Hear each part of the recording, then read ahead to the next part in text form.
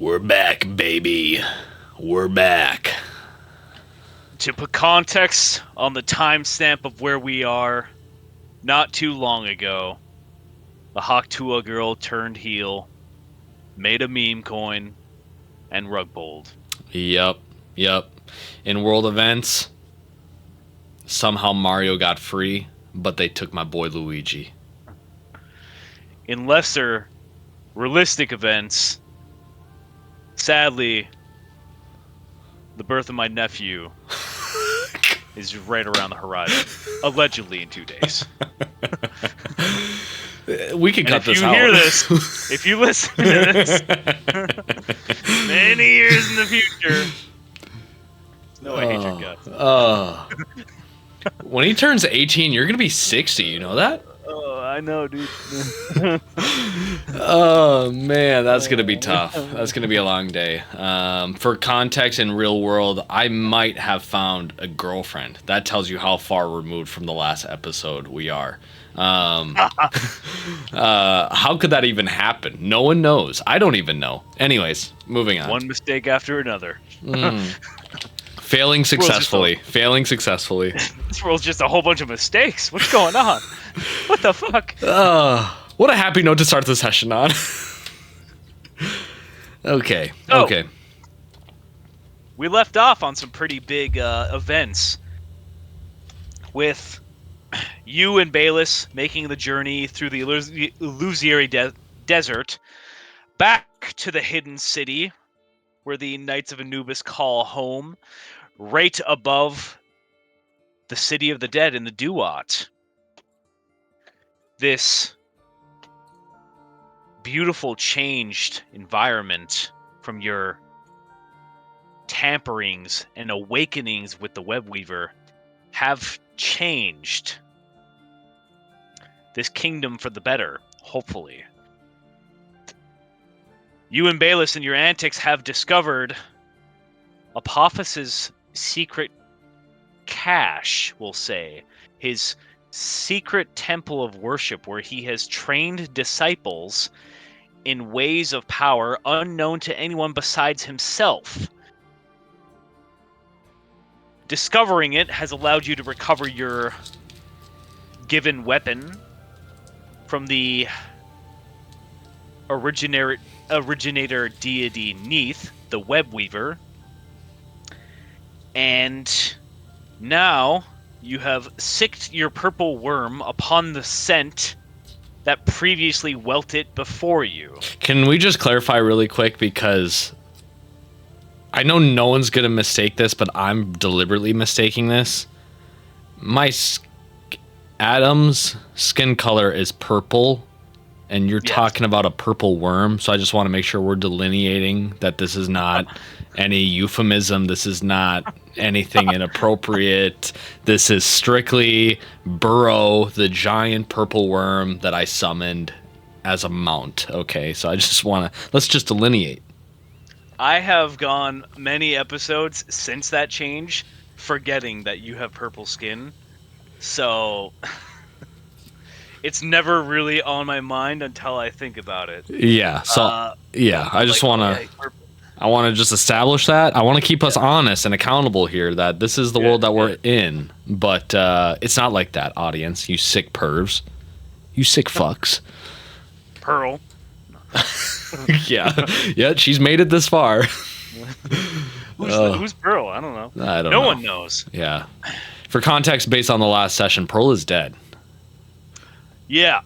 So, that being said, dismissing Pearl like we do in real life, which is very cruel. Just like that. Is it a dismissal if she was never present? Oh, man. Oh. That hurts. I'm going to cry right now. Can we take a break? That being said, you are taking a break on the back of your purple worm, Burrow, who has a New York accent of utmost pristine quality and is, at this point in time, doing as his namesake states and burrowing into the heart of Jabaxi with you and Bayless and the Griffin flying back, trailing behind before the tunnel collapses. You guys dig and dig and dig and dig until eventually you can dig no more, and exhaustion has taken the griffin, has taken the worm, and you guys decide to camp out in a cave complex. Seems relatively safe, relatively uninhabited. You don't know exactly where it might be, but you've dug all this way so far, and you finally find yourself in a moment of rest. Isaiah, as Atem, your life has changed in the past 24 hours drastically. You have touched base with Neath more than one occasion, but the last time had a spark.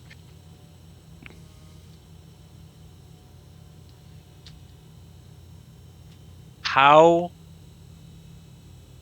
has this change in Isaiah, propelling him to level 20, affected him?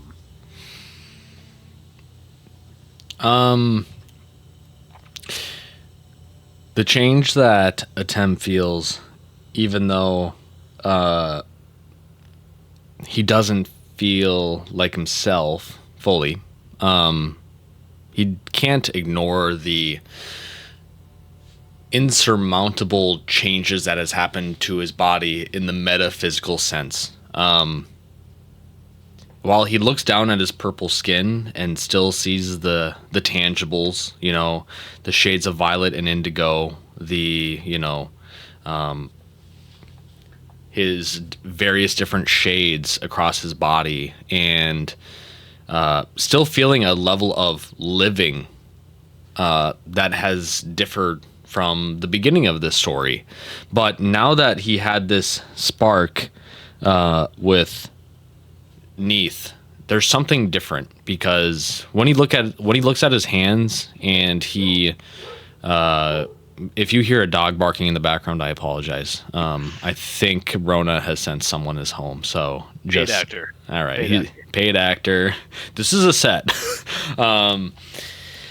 What Isaiah / Atem notices is that even though all the tangibles are there, he sees the cave, and he can feel the cave's shape. He can feel the nooks and crannies, and he can feel it travel downwards deep, and he can feel the nooks and crannies go out to the mouth of the cave, and expanding out upon that, he feels the desert, the illusory desert.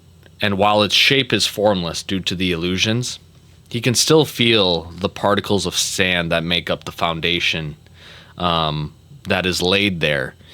And he feels the vibrations in between those grains of sands. And even though there's millions of them, even billions of them, and even trillions of these grains of sands, like, he's in a space now that, while he still sees the perceptible 3D, in the metaphysical sense, he feels the connections that are binding all of these little things together, from the crags and the rocks, the sharp points, the dull marks, the slight trickling of moisture traveling down parts of the cave walls, and the grains of sands. He feels the connections in between, the little vibrations, and that void, that space in between all of these things. He feels the weave and these metaphysical lines in between that make up said weave.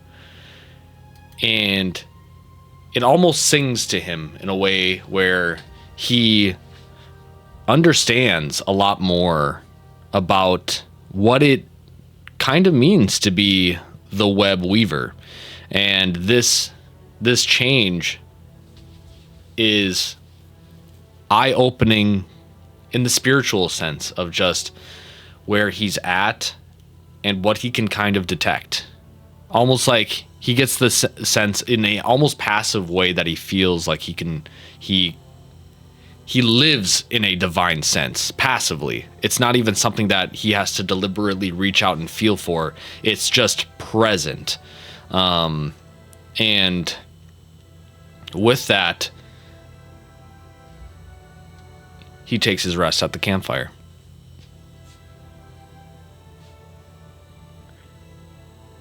It is very proper that you say you live in a divine sense, almost passively flowing through you at all times. I have come up with a number of abilities for your avatar hood of Neath, and one of them is called the Sight of 8 Layers. You no longer trigger your divine sense, but you can peel back the layers of an individual or different individuals 8 separate times. You are constantly in tune with the weave in a way that no one else is able to perceive. You understand that everyone on a regular basis, as you see it, changes it, manipulates it, affects their own weave. You look at Bayless and you look at the Griffin and you see their weaves that make themselves. You see all the wars and violence that Bayless has been in, and every time he's fallen in love, and the unfortunate times when him and Diver Prescott in the past, years and years ago, had united, separated, fought one another, loved one another, and eventually had a daughter with one another. Cringe. Separated and estranged relationships between them have led them all to this moment in time where you see that Bayless had a need and desire from an early life to come back to what he believed to be his homeland. And there was always something else, another opponent or another deal to be struck, another war to be fought before he could come back to Jabaxi. Now in his middle age, he came home to another war.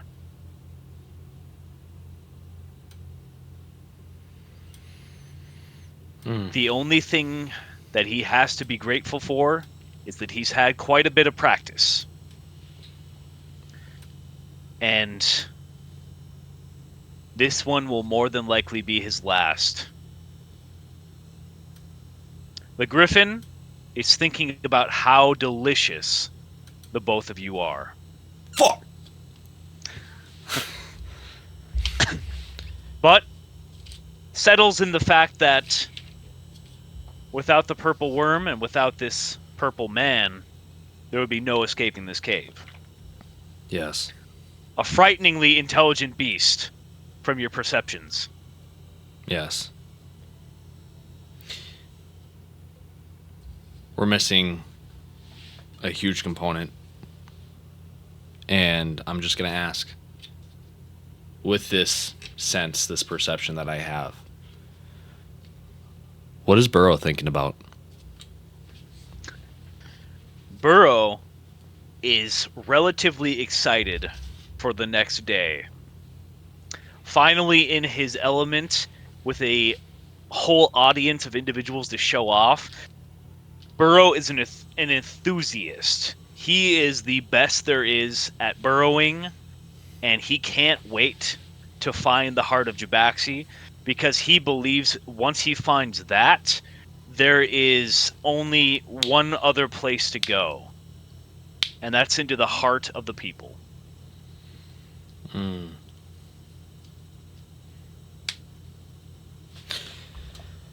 Fascinating.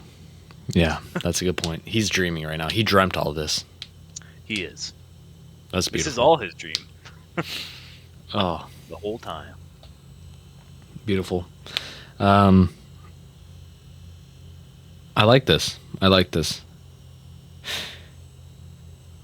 Can you send me the description of the ability so that I know it word for word and I don't misinterpret it / forget it. If that's in I your shall power. do so. If that's in your power or capability.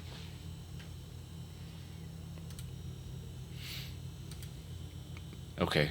Thank you for that. Appreciate it.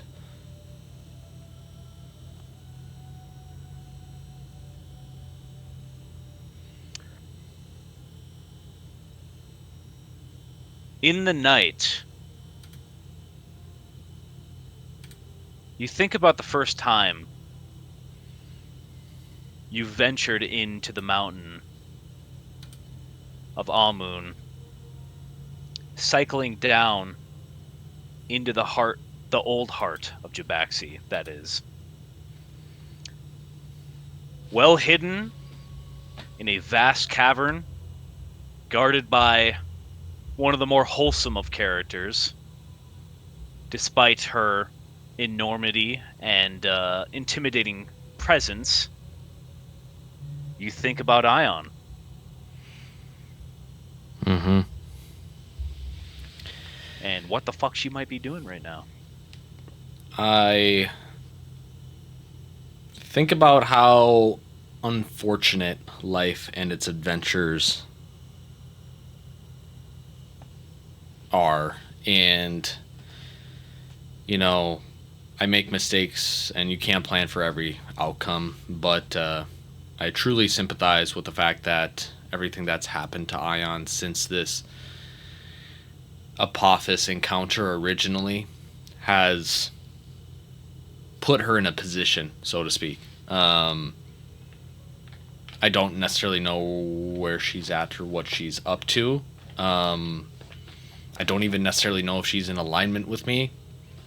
You know, it's a conflicting thing when you've only understand yourself to be you, and one day that understanding is challenged when your real you is revealed in the form of your father, who you may have understood, you know, that's who that is, but to be confronted with that and addressed as such and been made propositions because of that relationship and that dynamic, that's hard. And that's difficult to really, you know, maintain the course because there's your relationships and there's family as well. And this is not any like grandiose way of like foreshadowing anything. This is just how Adam and Isaiah would think about this whole dynamic of just almost like a sympathetic insecurity towards Ion and what she could be going through.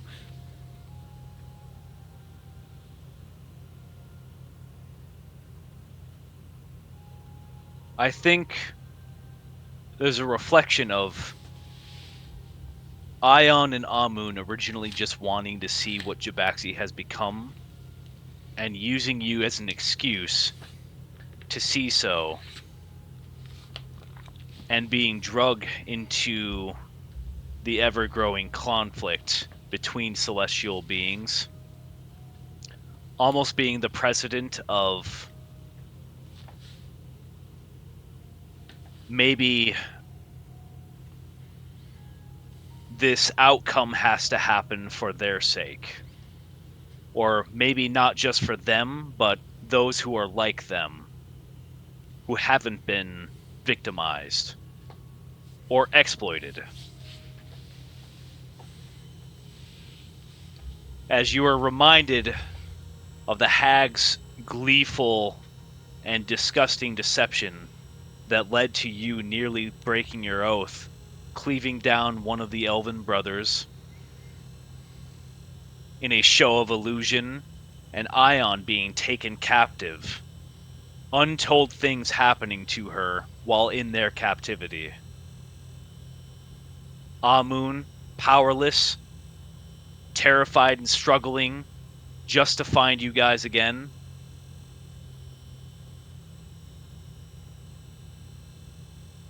You have a chance to with this power, for the lack of a better way to say it, put these hags in their place.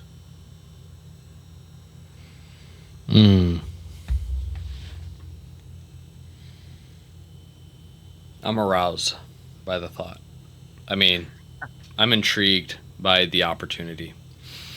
Just thinking about it.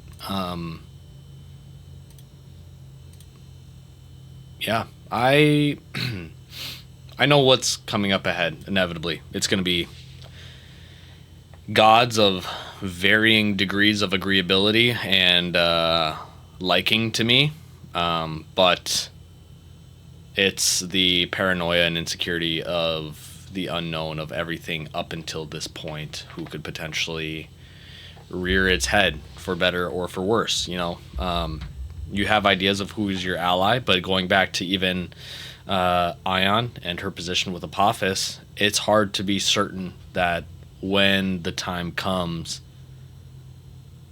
that your allegiances will be withheld, and people will follow through on promises or set allegiances. So it's uneasy, but that's not something to shy away from. That's not something to dissuade me. I think as long as you persevere, and not only persevere, but persevere through the medium that is your own truth, that truth being redemption, that truth being to make things right, that truth being setting Pharos and Jabaxi as a whole on a better course, even. I think it's very intoxicating, and I think it's a path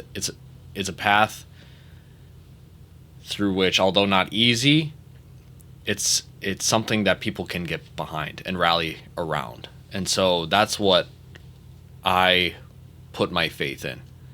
My faith in my truth is what is going to help push me to the other side, regardless of who ends up being by my side at those points.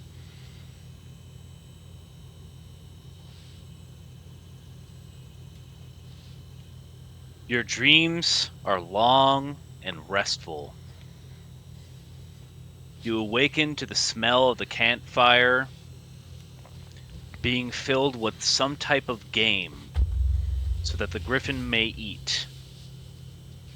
You look and you see some type of tentacled monstrosity, some cave-dwelling blind creature that has been hunted down by Bayless and the griffin, frying it up. And you see spices being dished left and right.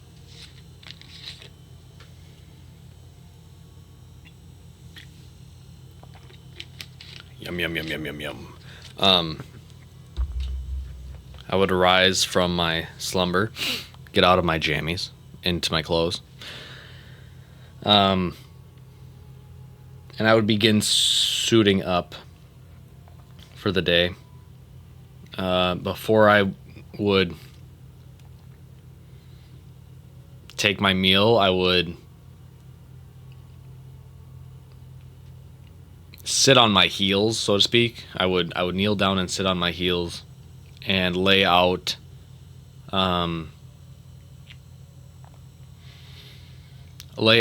some distinct,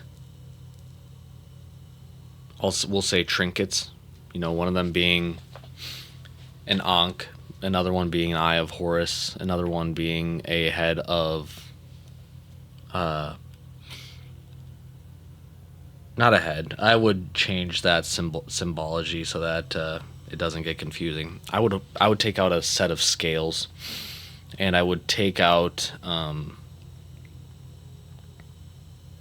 some commemorative memorabilia of my friends, if I have any.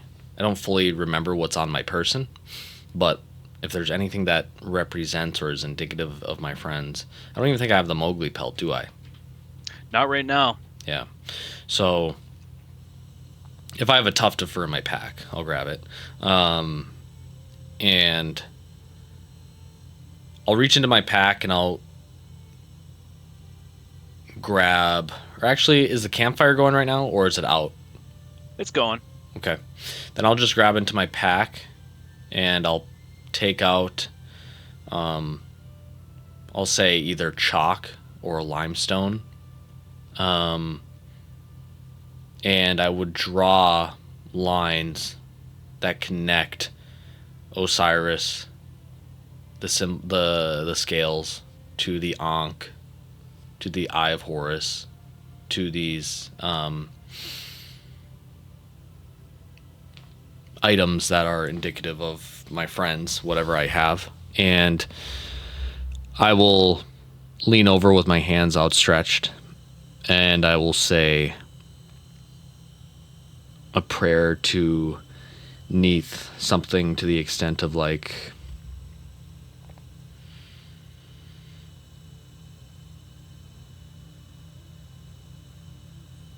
Heavenly Mother Neath, please provide me the wisdom, the guidance, and the courage to take on what is to remain through my journey. Guide me in ways that you may know, whether that is directly or through your children and grandchildren, such as Horus and Osiris, and may their guidance and their support aid me in the challenges to come, such that I may be able to fulfill my duties and such that I can hopefully protect and do right by my friends, my family, and my loved ones. Please guide me, bind me, and enable me to connect all things through the weave. And I would say probably the Jabaxi equivalent of amen. And I would end my prayer. You feel validated. You feel a strong connection with Neath.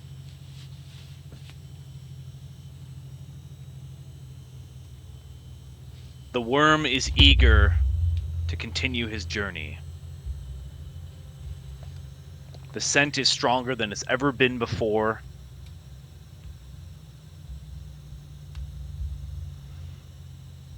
Within 3 or 4 hours, you guys find yourself within a smooth, familiar sanctum with diamond hard Nipples. silken threads. Yeah.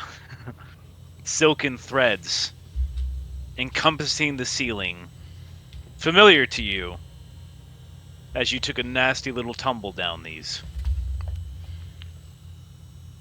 You notice Apophis' ichor, his primordial venom, burning in the air, and suddenly you realize that your purple worm isn't the only one who's caught the scent.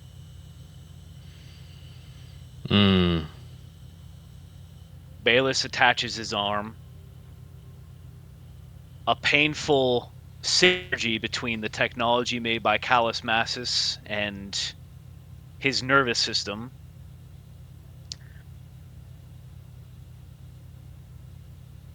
draws his spear and dons his shield, moves forward with you as you guys come across the old ancient shrines of the old gods of Jabaxi, and formerly the habitat of the old heart of Jabaxi. You know that is now removed and placed in someone else's chest cavity.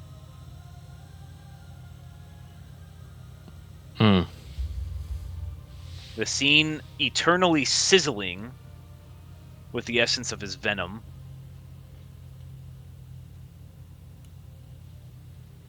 The shrine dedicated to Ra has been eradicated.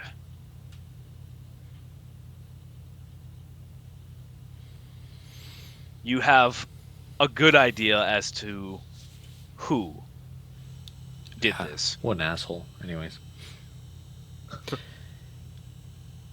With my first test of what we'll call Avatar Hood, I would like to put my hand on the remains of the Shrine of Ra, and I would like to make either a religion or a history check to see if I can recall its shape and its details. And what I would attempt to do is, through the power of the weave and knowing its shape, manifest or create a we'll call like a weave effigy of sorts that can replace this shrine that has been desanctified, that has been has had sacrilege performed on it. I will say that the remaining parts of the shrine itself reside in what is essentially a pool of his venom, which is dissolving it almost completely at this point. So you'd hover your hand over that, and you're going to have to roll me, we'll say, a charisma-based arcana check. Okay, let me pull up this stat sheet real quick. I'll allow you to roll it with advantage.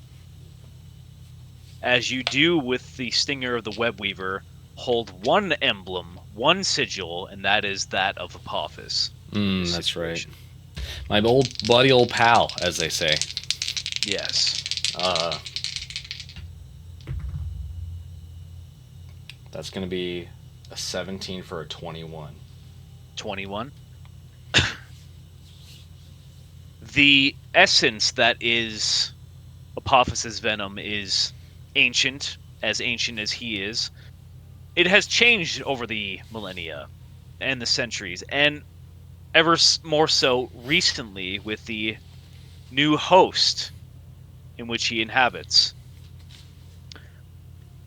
This has worked to your advantage, actually.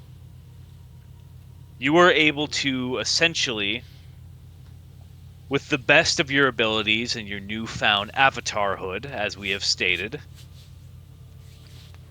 manipulating and formulating his venom back into a shape familiar to you.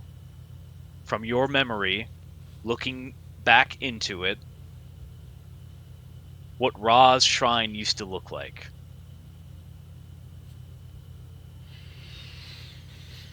Now with a new orangish motif, matching the color of the venom, you recreate this shrine into pristine shape. Hell yeah. Hell yeah. I dap it up if I can. No, I don't. Amen, brother. No. Okay. I will with my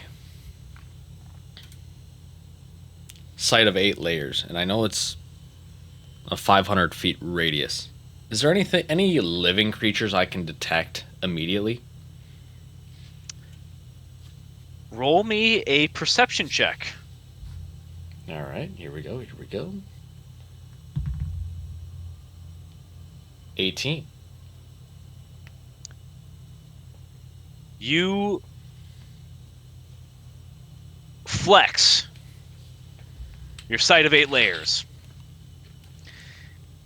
feeling everything you can in this cavernous station, you feel your own life force. You feel Neith's life force. You feel the purple worm.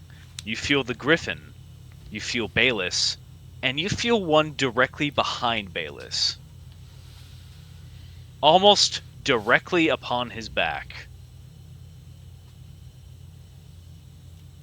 And you turn and you look and you see what looks to be a slender, imposingly 9-foot tall humanoid creature covered in eyeballs with black sclera and glowing yellow eyes,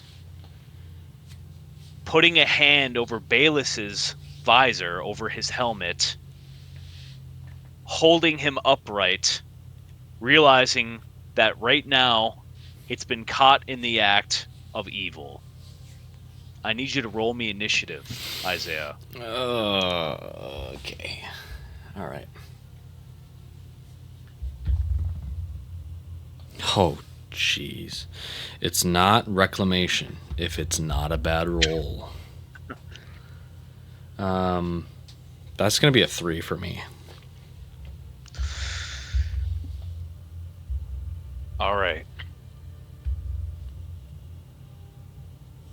I'm going to roll and see if this thing is surprised, because you did catch it off guard at that moment in time.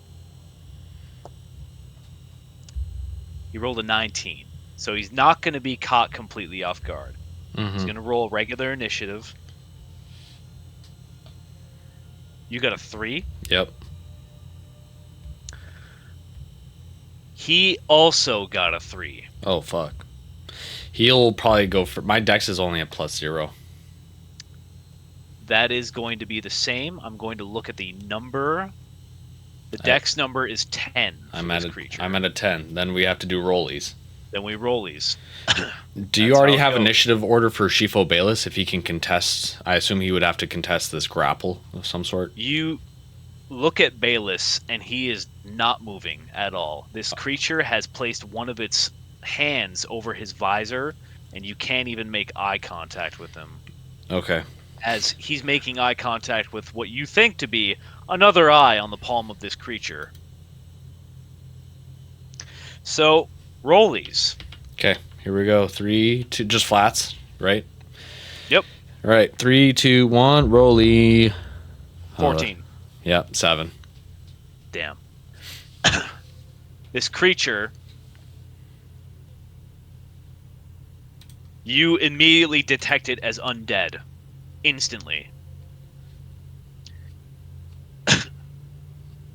Undead. Interesting. Okay.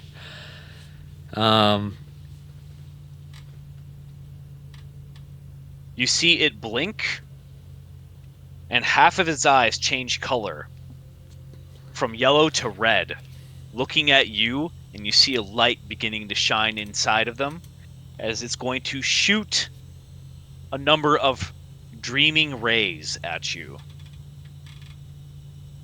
Okay. Can I insight while this is occurring to just see if there's any significance between the eye color changes? You get the idea. You have a high passive insight from what I remember, right? Yeah. You get the idea that this thing, whatever it's doing, is doing something to Bayless on purpose with the yellow eyes. The red eyes seem to be trying to do something lethal to you in this situation. Okay. Okay. So yellow would be like non-lethal technically, and red would be I could be screwed. Yeah. Okay. Yeah. Okay. And just for context, passive insight is 19. 19? Very high. Okay. Yep. So this thing is going to attempt a siphon on Shifo Bayless, and he's going to try to consume your vitality.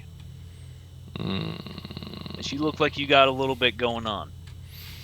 Yeah, so awesome. I'm going to roll. Okay. What's the plus to that? +7. Does a 20 hit? No. Okay.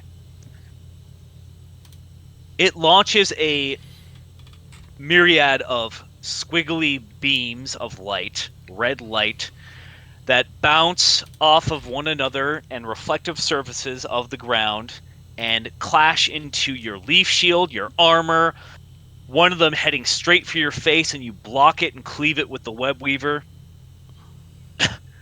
leading to this thing to be surprised that you actually did such a thing like that. So he is going to attempt his siphon on Shifo Bayless. Bayless has to roll a wisdom saving throw. I'm not going to tell you what it is. Mm-hmm. Because you hate me. That's okay. Because I hate you, and it's your turn now. The Griffin will go after you. Okay. And you can roll for your boy as well. Unless you just want him to go after you. Burrow? Yeah, Burrow. Okay. Yeah, he'll go after me. So, I have the web weaver, right? It's in my inventory, so I'm just clarifying that I'm not making it up. Yep. Okay. Then, I'm not holding back. I'm going to be what they call obnoxious with this creature, because he's fucking up Shifo Bayless. I'm going to cast Holy Weapon as a bonus action at 5th level. Okay. For those who may not know, it's a concentration spell that's up to an hour long, in which I imbue a weapon that I touch with holy power. Until the spell ends, the weapon emits bright light in a 30-foot radius and a dim light for an additional 30 feet. In addition, weapon attacks made with it deal an extra 2d8 radiant damage on a hit. If the weapon isn't already a magic weapon, it becomes 1 for the duration. And then there's bonus action stuff that can take place, but that's... I don't have a bonus action right now, so I don't want to get into that, really. So I'm going to do that, and then I'm going to two-hand this weapon, and can I say, for the purposes of combat and ease of use, that I have control of Burrow and myself on this turn? Sure. Okay. Then I would put Burrow behind this 9-foot-tall eye creature, and I would step to him and try to get an advantage attack on him. And I'm going to roll to hit with my Singer of the Web Weaver. And here we go. Roll 1. That's going to be a 23 to hit. 23 to hit. Okay. He is going to roll his reaction. He has stunning reflexes. With his multitude of eyes, he can perceive every angle that is not obscured on his body, so he can reduce anyone's melee attack upon him by a certain amount. What was the total? 23. 23? Well, 22 still hits, so... All right. You see this disgusting creature shift inside of its own skin, worm its way around Bayless's body, keeping its hand over his visor and over his face, and you still manage to tag it very hard. Roll your damage. Okay. Then I will roll my damage, and that'll be 2d8 plus a d10 plus Binding Strike. When you hit a creature with an attack using this weapon, you can add an extra damage die of force damage to the roll. If a critical hit is rolled... Oh, that's not a critical hit. Okay. Then that's just going to be another d10. So 2d8 plus 2d10. 2d8 plus 2d10. Oh, I'm sorry, Ray. Oh, no. I got 2 10s. Oh, boy. That is going to be 33 points of radiant and slashing damage and force damage. Okay. That puts this thing immediately on the back foot. I will swing a second time. Okay, yeah. Continue.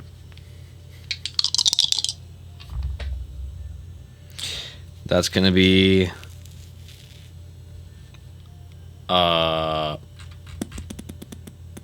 24 to hit. 24 will hit. He cannot use his reaction twice, so. Okay. Same amount of damage die. It's going to be a lot less than last time, but it'll still tickle. 13 points of slashing, force, and radiant damage. Okay. He's still good. He's still up. His hand is still covering Baelis's face. You strike into it with your radiant strength and power, and it screams and squirms around Baelis's body, almost enveloping him like a robe. Its body is disgusting and almost completely fluid. You see it wrap its tongue around Baelis's neck, and attempting to get a better grip, starts to wrap the rest of its limbs around his body.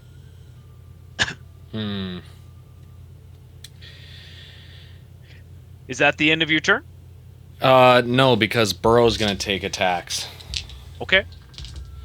And he will get flanking, because I'm in front. I don't know what his stat block is, so I'll just tell you the roll. Yep. His biggest roll was an 11.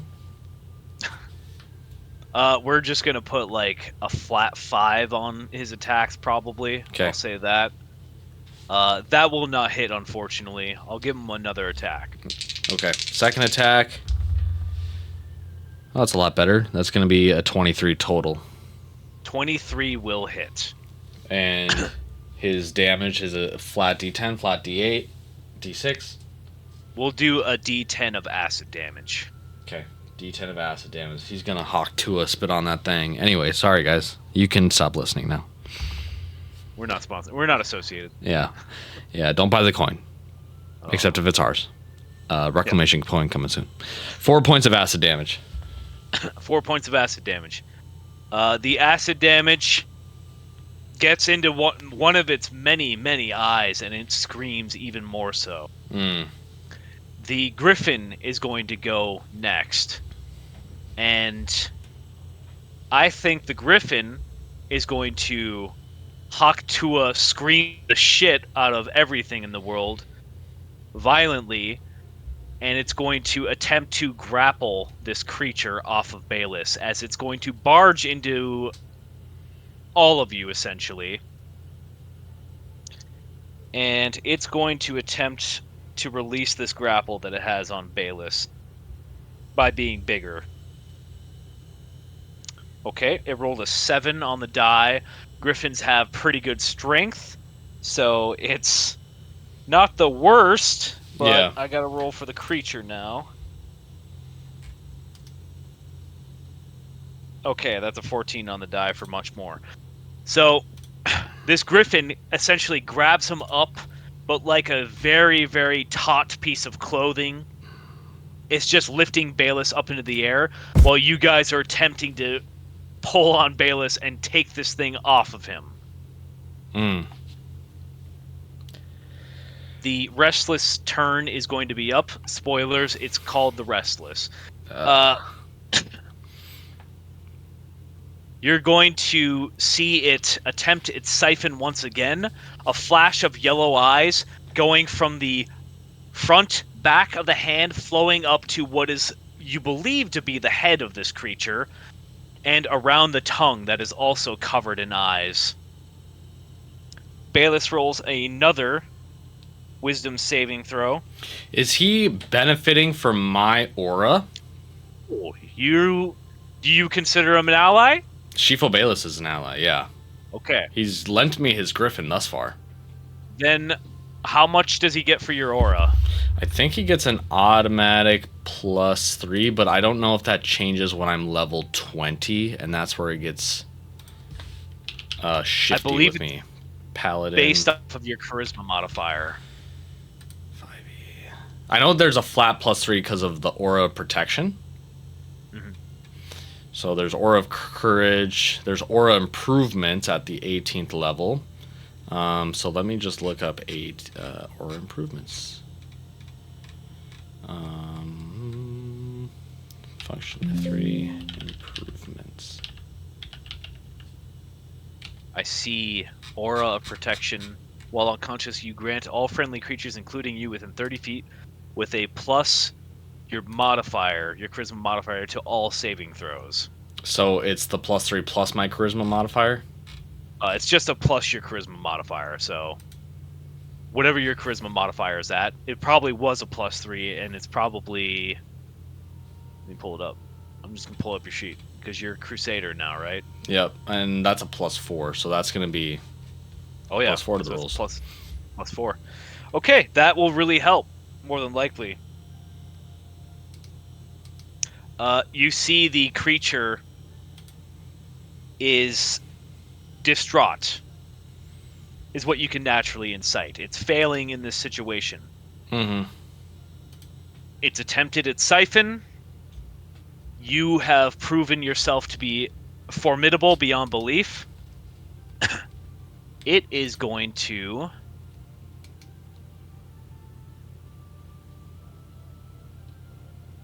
take a little jump. You see the creature immediately release its tongue from Shifo Bayless and swirl all the way up almost inside of his helmet, swirling out, letting go of his body only by the very edge of his hand, and it's going to propel itself towards the griffin that is gripping it. That would provoke 2 opportunity attacks? Yes, it shall. Okay, for me, that's going to be a 23. 23. All right, it's going to roll to subtract your hit with its slippery defense. -7 from that roll. So it's down to 18. Is it 16. 18? 16. If it's a -7, it's a 16. Then that will not hit. Roll Okay. for your boy. Burrow gets... Oh, gosh. He only gets an 11 total. Okay. You see this creature wrap around the griffin's mouth. As the griffin screams out, it goes in its mouth. Oh. And suddenly Bayless, his conscience once again, spear out, stabbing forward, nearly stabs you, and doesn't realize what's happening. You see this griffin attempting to scream, can no longer scream, and you feel like this thing has suddenly entered the lungs of the griffin. What do you do? Yeah, that's a great question. You know, I didn't really plan my spell list around this moment. Boss! Boss, we won! We won!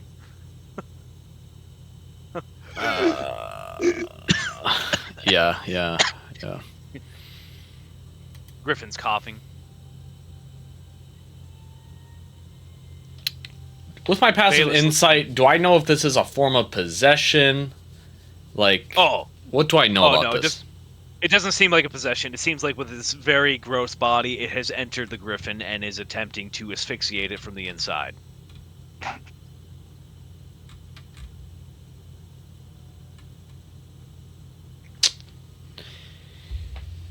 Oh, gosh. If I were to look inside the beak, could I see the creature? Give me an animal handling check. I'll make an animal handling check. It's not good, but I'll do it. That's a 15 total. 15 total. Let me see. Okay. The griffin is understanding of the situation. It's rather calm. It's freaking out. You hurt your arm a few times trying to pry its beak open, but yeah, you feel like you can see what is essentially a piece of the body deep inside the gullet of this thing. So I could see one of its eyeballs, technically? Oh, yes. It's looking at you, too. Shit. Okay. So I'm going to get somewhat creative with this, and I'm going to see how this pays off. If it can change its eye colors, I'm going to attempt to change my eye color with the power of the weave. And I'm going to change my eye color to a kind of deep lavender. Lavender on the inside, maybe a little indigo on the outside. And it won't even be able to see my pupil. It'll just see this purple glow coming from the other side of this gullet that it just traveled down. And when it looks at me, I will look down the gullet and I will say,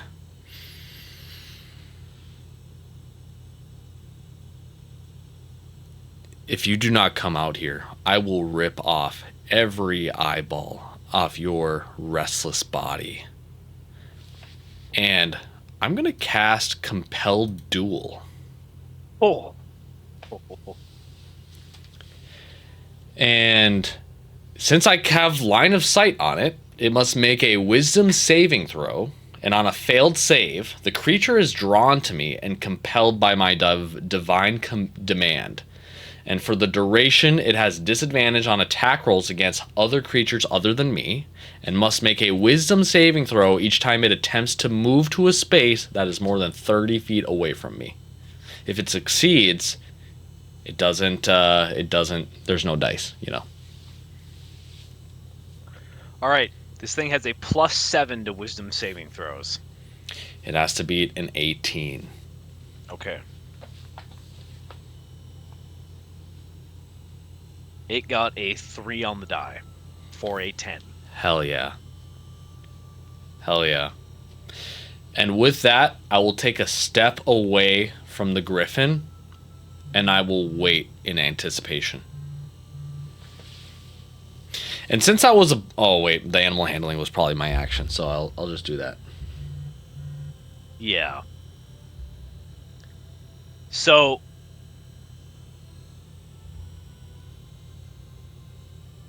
what is going to happen is that Bayless is coming to his senses at this moment in time.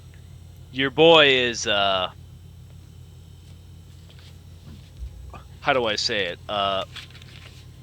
Unable to take a turn at this moment. The burrow himself. Boss, what do I do? I say, Do we wait. eat the griffin? No, stop allowing your internal monologues to become external monologues, Burrow. This is not the time. And I will say, we must await, for the creature will be exiting its mouth imminently. And when he does, let me get the first attack. All right. Bayless spends his turn to recover. The creature is going to roll a wisdom saving throw. At disadvantage? It already failed. It's going to try to leave. And at any point in time, it has to, get within 30, away from you in 30 feet. It's got to roll, right? If it tries to get out of 30 feet away from me. So once it gets 30 feet away from me, it has to make a wisdom saving throw to see if it can do so. Okay. So what it's going to do is it's going to peek out of the head of this griffin. It's going to get within melee range of you. And one of the hands is going to essentially aim straight for your heart, sharpening itself into a point, generating nails, and another one of the hands is going to go straight for your eyes. It's going to attempt a siphon on you. Okay. So I would like for you to give me a wisdom saving throw. And it's got to be a 16. Unfortunately, Ray, wisdom saving throws are my specialty. Okay. Besides my charisma saving throws. Okay. What do I have to beat? You have to beat a 16. Well, I rolled a natural 1 for a 14. Oh my god. Are you kidding me, man? Well, Oh. Isaiah, Atem, my brother in Christ, my brother in Neath, you know what it was going to do and what it was doing to Bayless. As the eye makes eye contact with you, and it extracts information from you. For a split second, you see the memory that it took from Bayless. Him handing the last drop, the Spear of Onhur, to Diver Prescott, to be hidden in a place that he would not know. Lucky as that information is, he didn't know where it was. But it does raise a call for concern. Why the fuck is this thing looking for the last drop?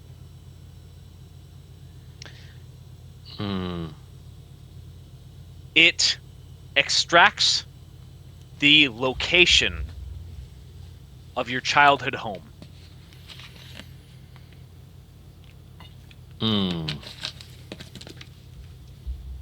And it attempts to consume your vitality once again.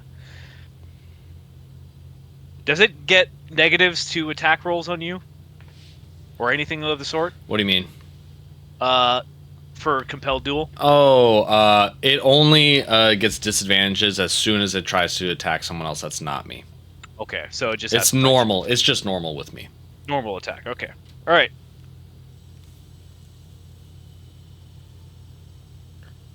And the attack is...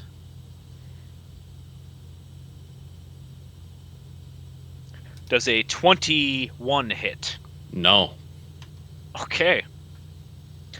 The sharpened, rapid jab from this creature's claw, aiming straight for your heart, is deflected by your leaf shield as you move your eyes away, trying to keep it from siphoning any more memories from you. You see all of its eyes almost show a smile on the inside, knowing that it's gotten something from you. God damn it. Okay. All right. Is it my turn now? I'm going to say that it's gonna risk an opportunity attack on you. Do it. Yeah. Is Griffin in range to? Is Griffin? I'm gonna say the Griffin's not gonna be able to do that. Okay. It's in a bad situation. No, I'm saying, is it in range to provide me flanking? Oh, no. And neither is Burrow. No, he can't be behind this thing, unfortunately. All right, sounds good. Then I'll flat roll it, and we're gonna see what we get. Another nat 1. Let's see. Oh, better this time. A 2. Woo! You see this thing wiggling off away. It gets about how many feet? 30 feet. Then it has to make a wisdom save. Yeah, it gets 30 feet. Yeah, it does, doesn't it? Disadvantage? No, it's just a regular wisdom save. Okay. Has to beat an 18. Okay, that's a 13 on the day plus 7. That's 20. Yep. It can leave. It leaves a trail of viscera and slime. Oh, wait. It keeps moving, but it only can do this for this turn. If it does it again, if I catch up, and it would have to make the check again once it goes 30 feet away. So the chaser would still have to do the rolls. How far away is it from me? 30 feet. Okay.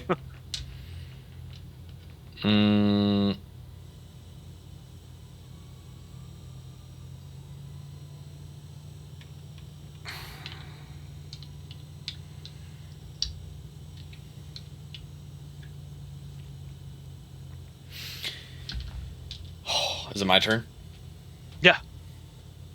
Go ahead. I'm gonna annoy the shit out of you. This is why I like homebrew classes. I'm gonna manifest the weave to the point of the web weaver. It's gonna glow at the point, and it's gonna look like it's a shining bulb for a bit, but the bulb is going to expand, and it's going to look like, when Tony Stark discovered that new element in the basement, and he like expanded that little diagram out, and he saw it, and he was around it. It's going to kind of look like that, but it's not going to get as big. It's going to expand out this weave, making a geometric shape, 3D, that's going to take the form of, we'll say, roughly of a box, like a rectangular kind of box at the tip of the web weaver. Lavender still, kind of glowing. It has those hues of indigo, and it's going to solidify for a couple of seconds. And what I'm going to do is I'm going to take a 10-foot running start, and I'm going to run, and I'm going to use Earth Shatter on the relentless creature. So each creature I choose in a 30-foot cone in front of me must make a saving throw or take 5d10 force damage and be knocked prone and stunned for a minute. A creature that succeeds on its saving throw takes half as much damage and isn't knocked prone or stunned. A stunned target must make a con saving throw, DC 18, at the start of each of his turn. On a successful save, the stunning effect ends.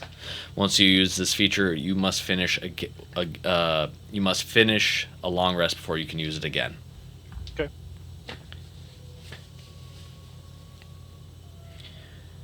So, do I have to do anything? You have to make a saving throw. It doesn't specify which saving throw, but considering the stun is a con, I guess we can homebrew this in real time because it doesn't specify. Yeah. If it's an earth shatter and I'm creating an earthquake stemming from the tip of the web weaver with this lavender, kind of cudgel, do you want to say that that's a dex saving throw or? Feels like dex. Feels okay. like dex to me. So the dex save would, I guess, be 18 because that's my save modifier. Yeah, we'll say 18. As I said before, it doesn't have very good dex, and checking its saving throws, it only has intelligence and wisdom saving throws, so this is going to be a flat roll. Natural 20. 14. Okay. I got to roll 5d10, and it's got to plonk its little honka-tonk down for a little bit. Oh, you're not going to like this either.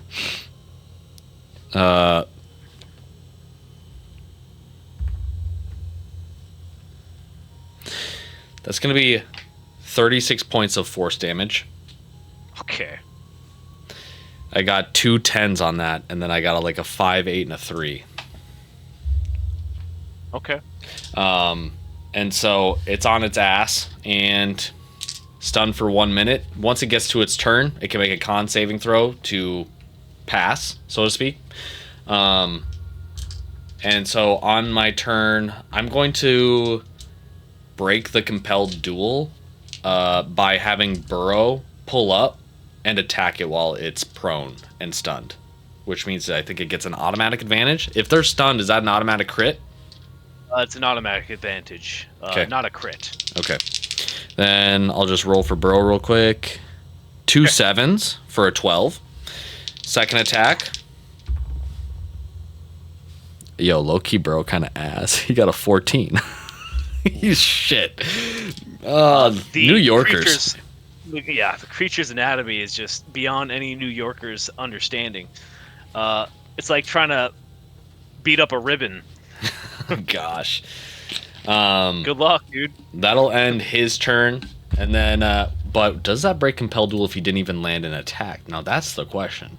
This spell ends if you attack any other creature. If you cast spell, if a creature friendly to you damages the target or casts a harmful spell on it, or if you end your turn more than 30 feet away from the target. Okay. So it didn't land. So it actually is. Compelled Duel is still active on accident. Okay. And then I don't know who's next in the order, but yeah, I would tell them to go all in. Kill this fucker. Yeah. I believe after this, we're going to just send it to the homie of the mount. Shifo Bayless comes to his understandings and you suddenly see a flash of light and thunder, and Bayless is going to move impossibly quick, stabbing his spear down. Is he still stunned? Still stunned. He gets to become unstunned on his turn if he passes a 18 con save. You remember this from a different perspective, as Bayless flashes very suddenly over this disgusting creature and stabs down with his spear. With advantage, that's going to be a 19 on the die, so he's just going to do all this damage here. Okay, yeah. That's a 5? Yeah, that's a 5. That's a weird die.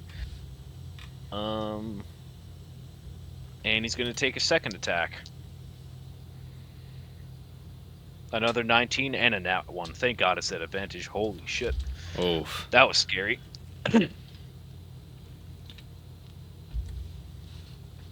The creature is on its last legs. It's burnt and stabbed and slashed and nibbled on by a purple worm that hasn't quite really done anything yet, but, he's a mount. So, it is what it is, man. Yeah. We'll figure out some stats later. This creature, desperate enough to get away. I'm going to say the Griffin's still recovering at this point. It's going to fall onto the creature's turn. It's going to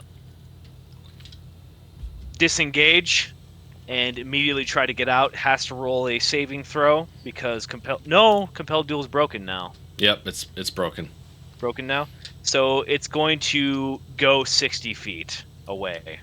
You would trigger those necessary opportunity attacks, and did it pass the con save? Not with disengage. Oh, the con save. Is that to get out of stun? To get out of stun. Otherwise, it has to do another round. Retcon all of that for now. Yep. Natural 20. Never mind. Got out of the con save. You bitch. You bitch. Yeah, that was a big 20. Oh, man. I hate you.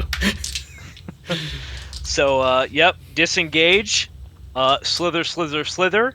It's harder and harder to see it in the darkness, but it's still leaving a trail, so I'm going to roll stealth at disadvantage. Oh, I still see it because I have holy weapon.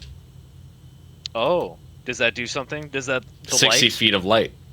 Okay. Oh, yeah. So, yeah, it can't even get away. It's got to get more than that away. Yep. Okay. Yeah. No, it falls to your turn then. If I'm taking turns together, I'm going to take part of my movement to ride Burrow, and then have Burrow take the rest of his movement. And I'm pulling up, and I'm ending this because fuck this guy. You don't get to see my darkest, innermost thoughts, furries included, and get away. You can't know what's in my noggin. Bayless shares the sentiment. He can hop a ride on Burrow too. I don't give a shit. We're pulling up. Yeah. It's a drive-by. I'm rolling to hit. Give me a 20. I dare you. Oh, nat 20. Oh, all right. We both get turns, buddy. You can roll the damage if you want, but, it's over. It's over. Oh, no. 5th level Divine Smite. No, I'm just kidding. Oh, okay. No, I'm just kidding. I'm just kidding. That's weird. Yeah.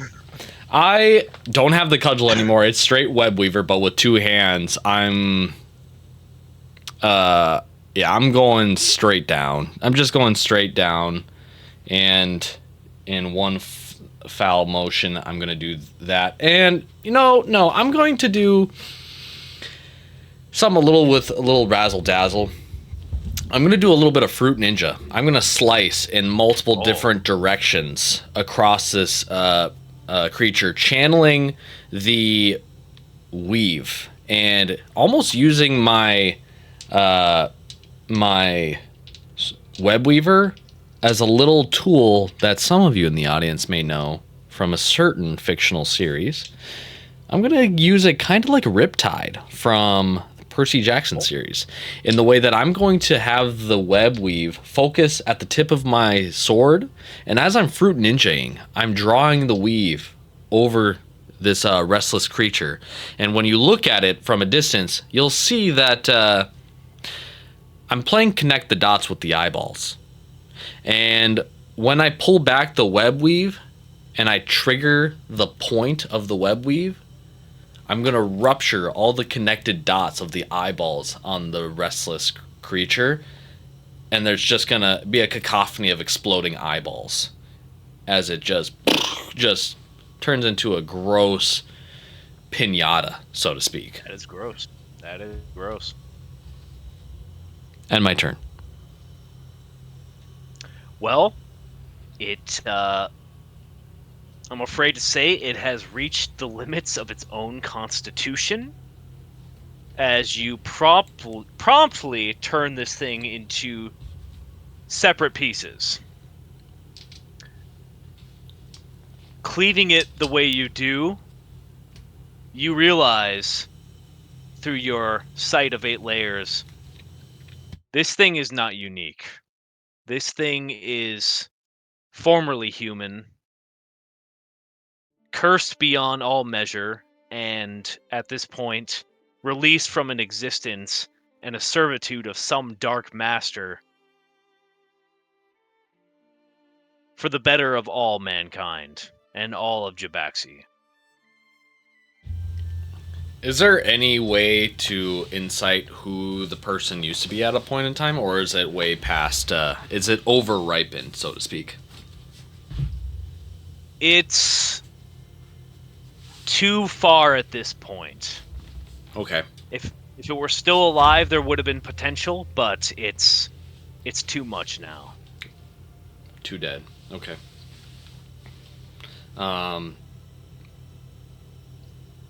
There was nothing on its person, right? No, completely nude, void of all distinctions of sex organs or anything besides a tongue and multiple eyes and a mouth. That's pretty much it. Okay. And I don't get a sense. I get the idea that this is probably one of many. Oh, yes. Okay. Then in that case, ooh, yikes.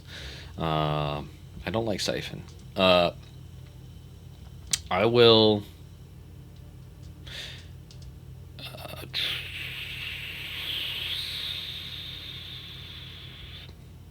I will poke my web weaver into it one last time, and channeling the glyph of Apophis on the web weaver, I will attempt to use the, we'll say, magical congruency or the alignment to the fact that I know this creature was created by Apophis, and I'm using the magic that is attached to the web weaver. I will, to the best of my ability, put this thing to rest and try to, detach it from all, from the taint that was left from Apophis's experimentation. Long overdue for its judgment, this soul is finally laid to rest.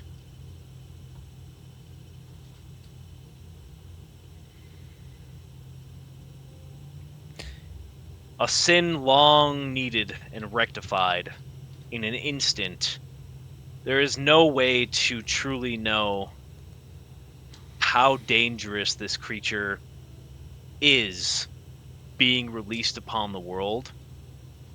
The only relief you know is that Rashad and Amun at this point in time had found some type of way to finally restrain it at the very least.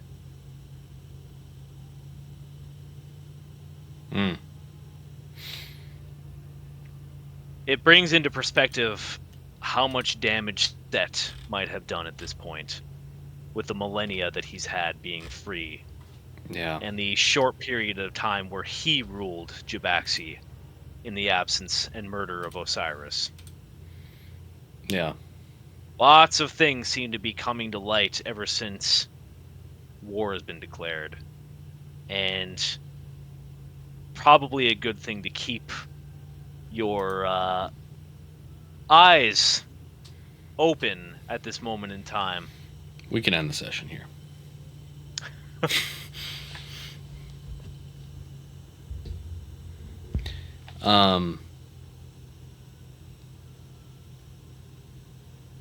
With him put to rest, I'm going to try to investigate the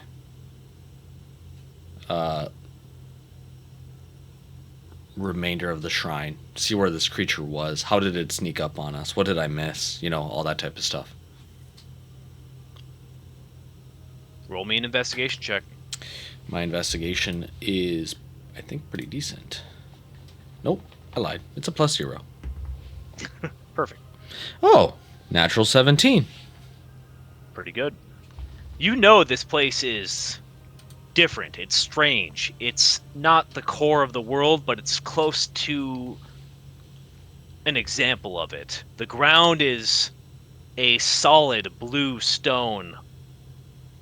Very smooth, very, very smooth.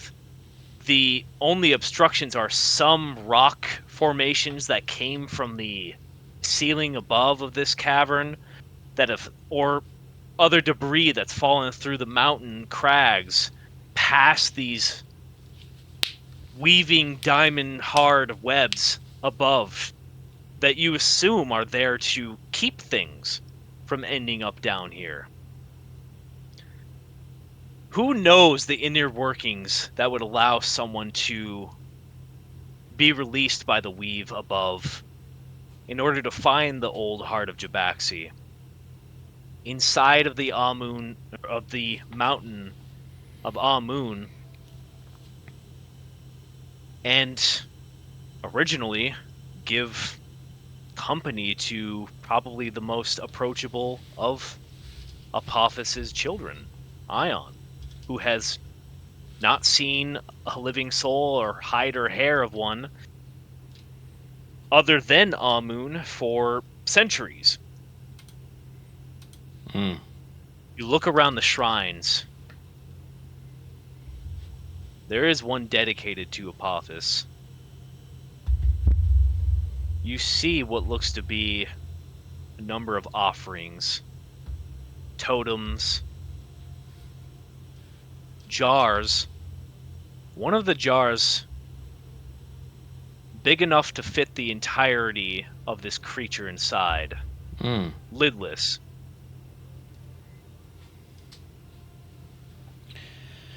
One restless, one jar. Can I investigate the jar? You look. You feel like you've seen this thing before. You got a 17. Yep. So you look around. This is not an ancient jar. This is pretty new. And you take a chance, just, a possibility, and you look for any type of crafter's mark. And you notice that this is from Pharos. Not too far away.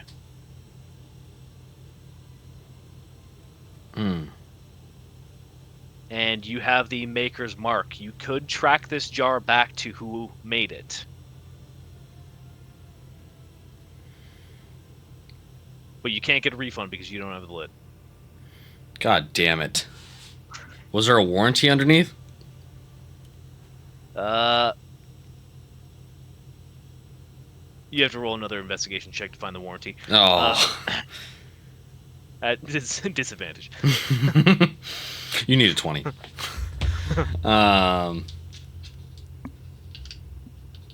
gonna keep the jar, okay, if possible. And what's the shape of the Apophis shrine? What does it look like?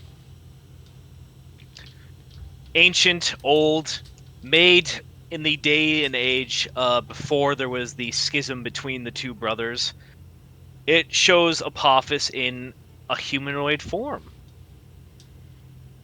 bearing the garments and armor that of war that was waged upon many other different deities in other worlds. That was the commonplace hobby of the, pantheon of Jabaxi. Led by Neith, they did war with Odin and his brothers, Vili and Ve, claiming one of the brothers for themselves as a trophy.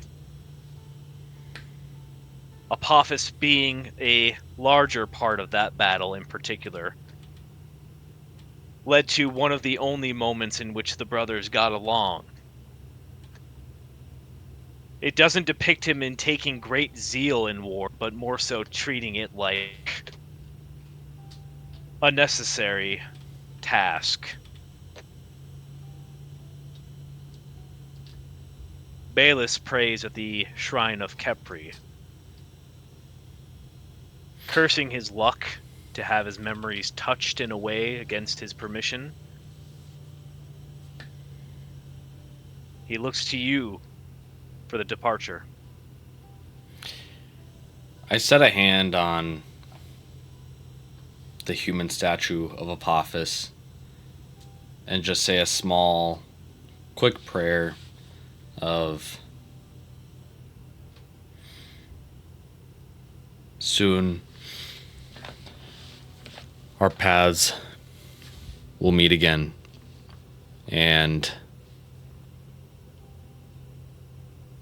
by the tenets and beliefs and powers granted by Neath, and you being Neath's son, I do not seek to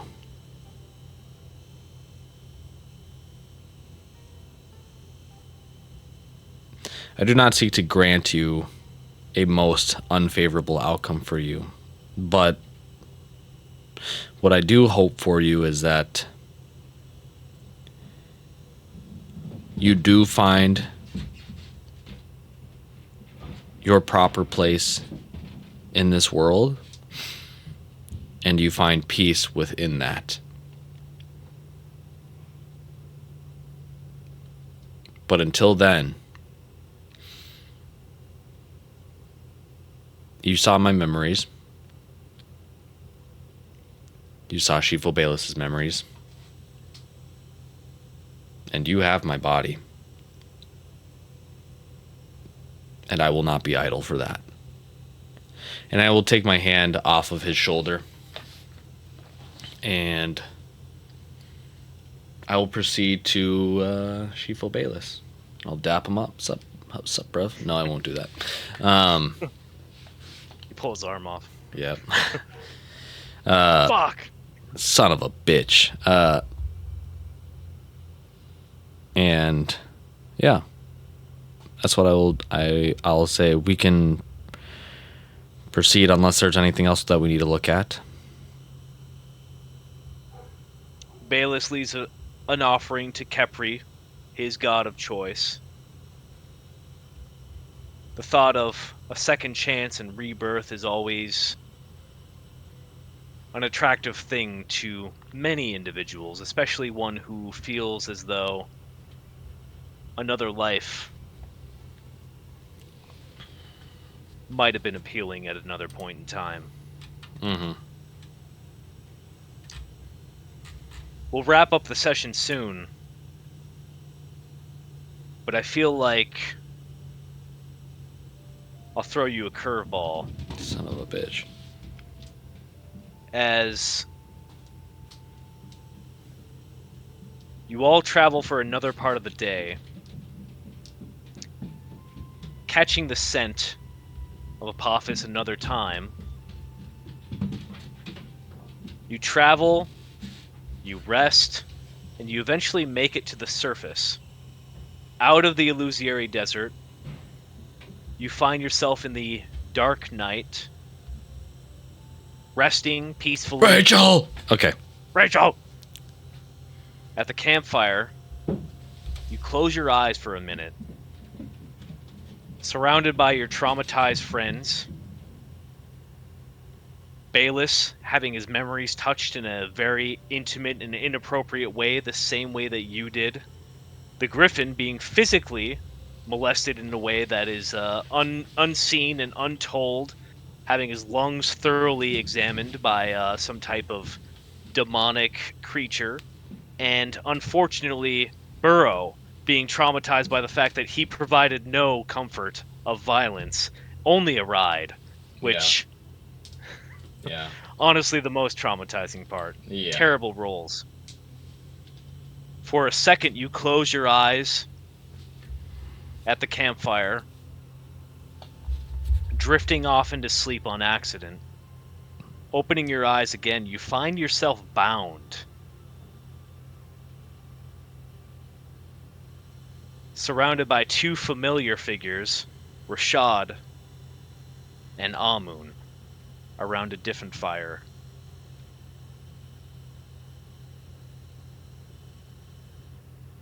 You look down, shirtless, arms behind your back, dark skin, more familiar to you. You feel Apophis in your system, and you feel despair. As you step from one body into the other, Amun meditating, your father sleeping, for a split second,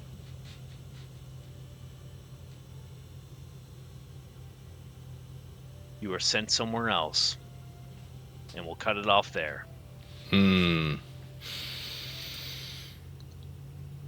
Good good start to what we will call the end.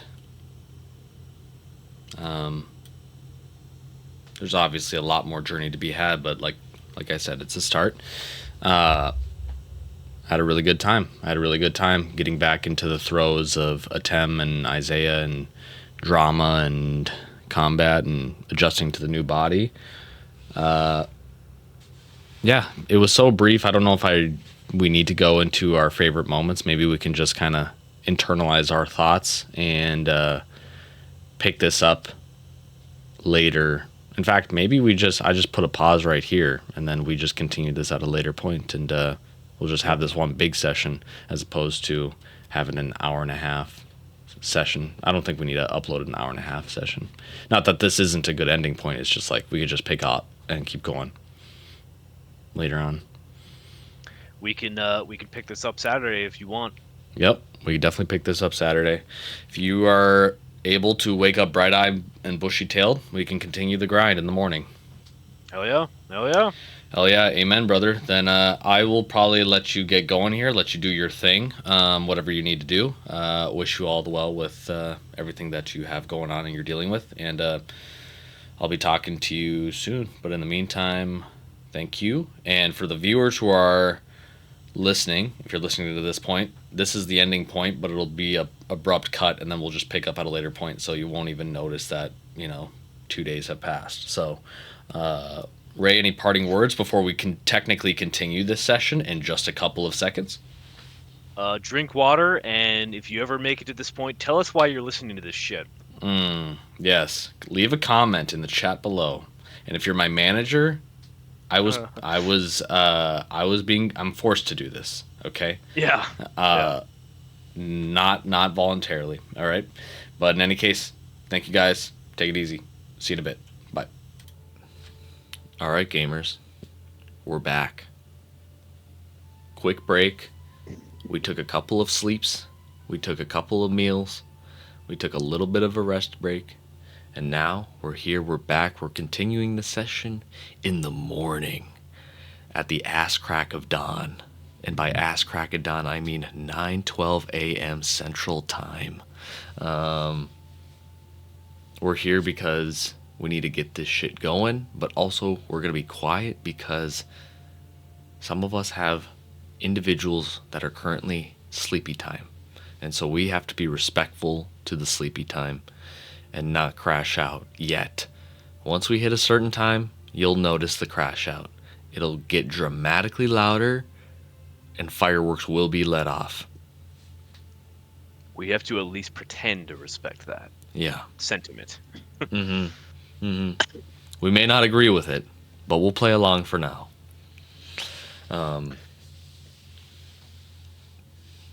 Yeah, so we left off this session a couple days ago with Isaiah going to the heart of Jabaxi, confronting the Restless One, in which it had some of its memories viewed, in addition to Shifo Bayless's memories viewed, and I don't know what it got out of the Griffin, but whatever it got out of the Griffin, it wasn't right, and it wasn't okay. And for that, it suffered, and we killed it.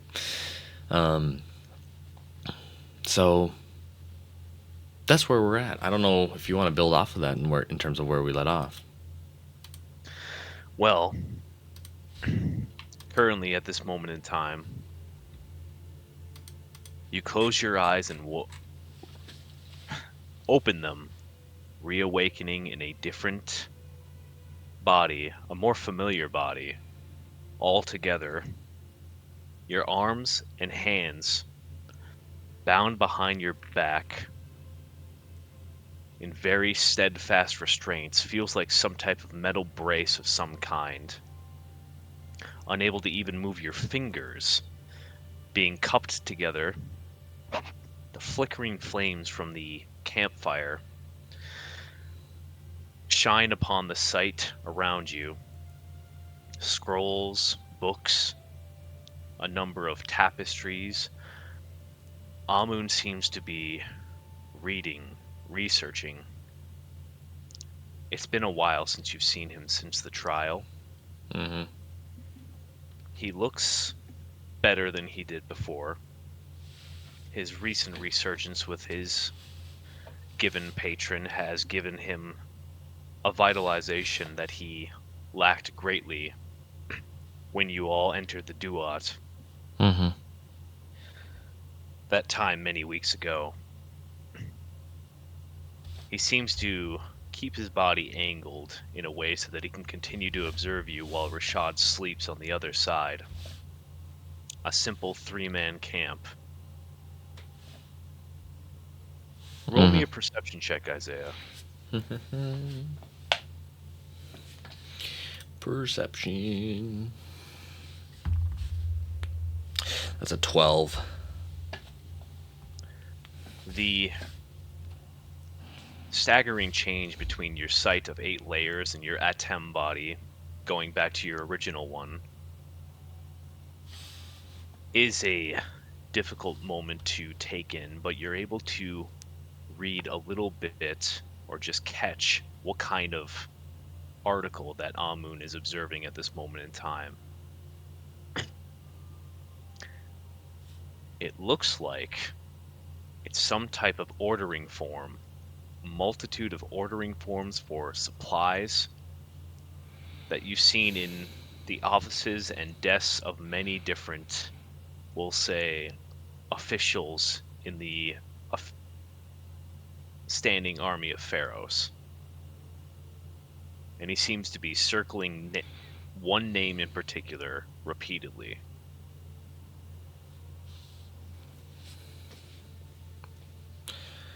Can I see the name or no? With a name, I'm going to say you'll see that the last. I'll say that you can get the last name, not so much the first name, just based off of the handwriting. You see Zhadi, Zadi.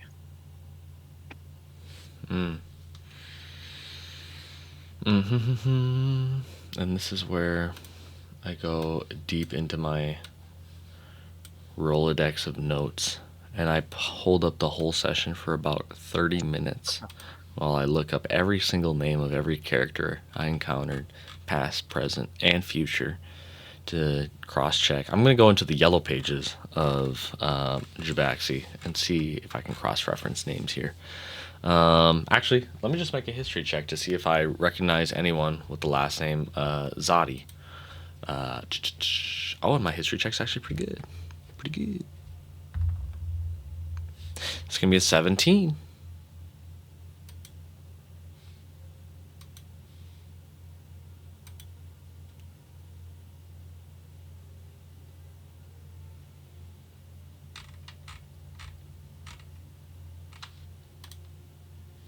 Can you hear me now? I cannot. Well, I can now. I Oh, didn't know okay. what you said. Sorry. Discord was not loading messages, and so I closed it out to reload it, and then I was like, oh wait, this is how I'm in a call. Um, I Oops. was I was gonna make a history check to see if I recognize any names or anyone that had the last name Zadi, and I rolled a 17 on my history check. 17. The name Zodi rings a bell. You remembered a convent sergeant named Lazume Zadi. Not from your days of your adventures, but from your initial, we'll say, taking of the breastplate when you became a Medjai in the first place. The convent sergeant Lazume Zadi convent sergeant Lazume Zadi was an officiate at one of the training facilities out in the deserts that was more or less in charge with divvying out missions for trainees and the captains underneath him. Hmm.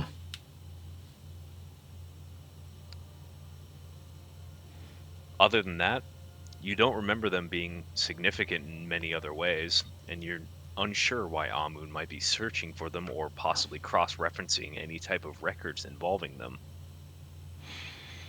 So they would this individual might be affiliated with Captain Sylvan in some way. You feel like that's a possibility. Okay. Okay. Then that doesn't give me much to work off of, but I'll at least have that name in my back pocket. How do I spell his first name?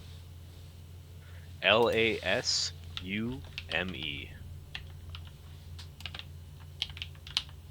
Okay. Sounds good. Then, in that case, is there anything else that I can perceive from my other visage?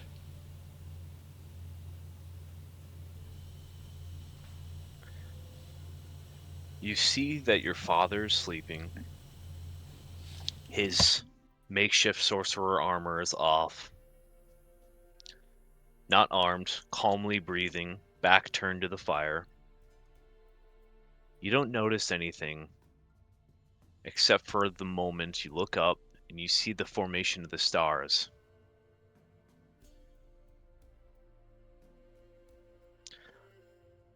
Roll me a survival check. Okay.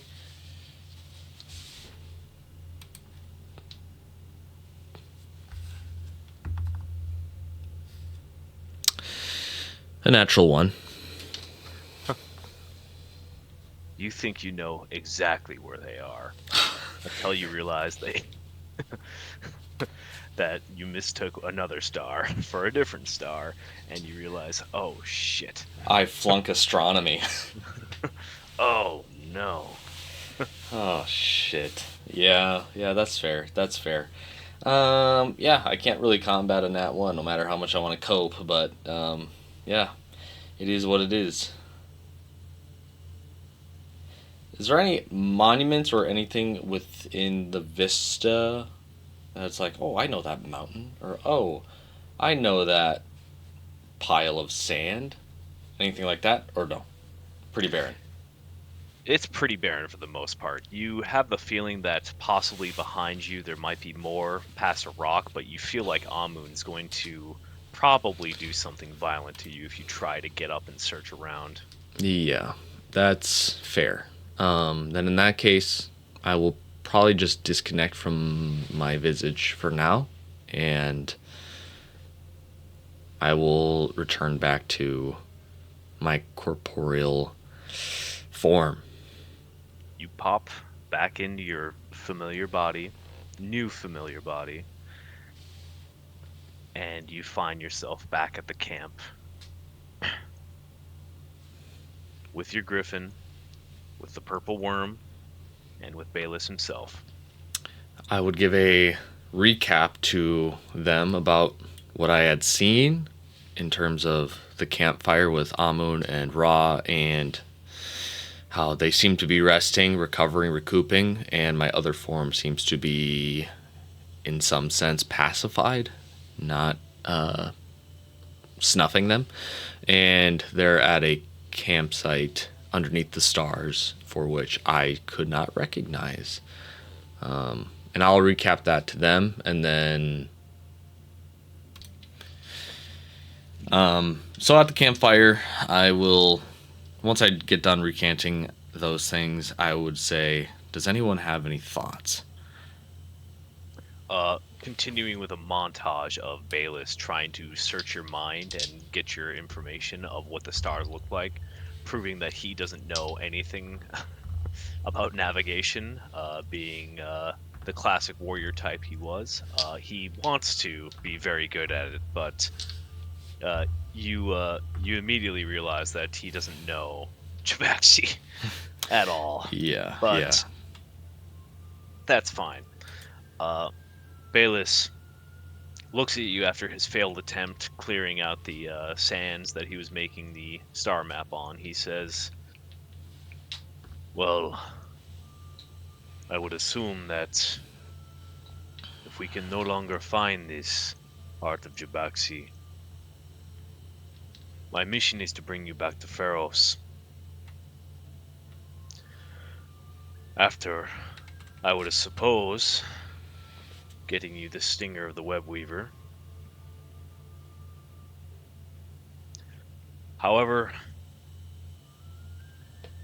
I follow my own orders over Idalia's more often than not. So, I will take you to my home first. If we have settled our business here, I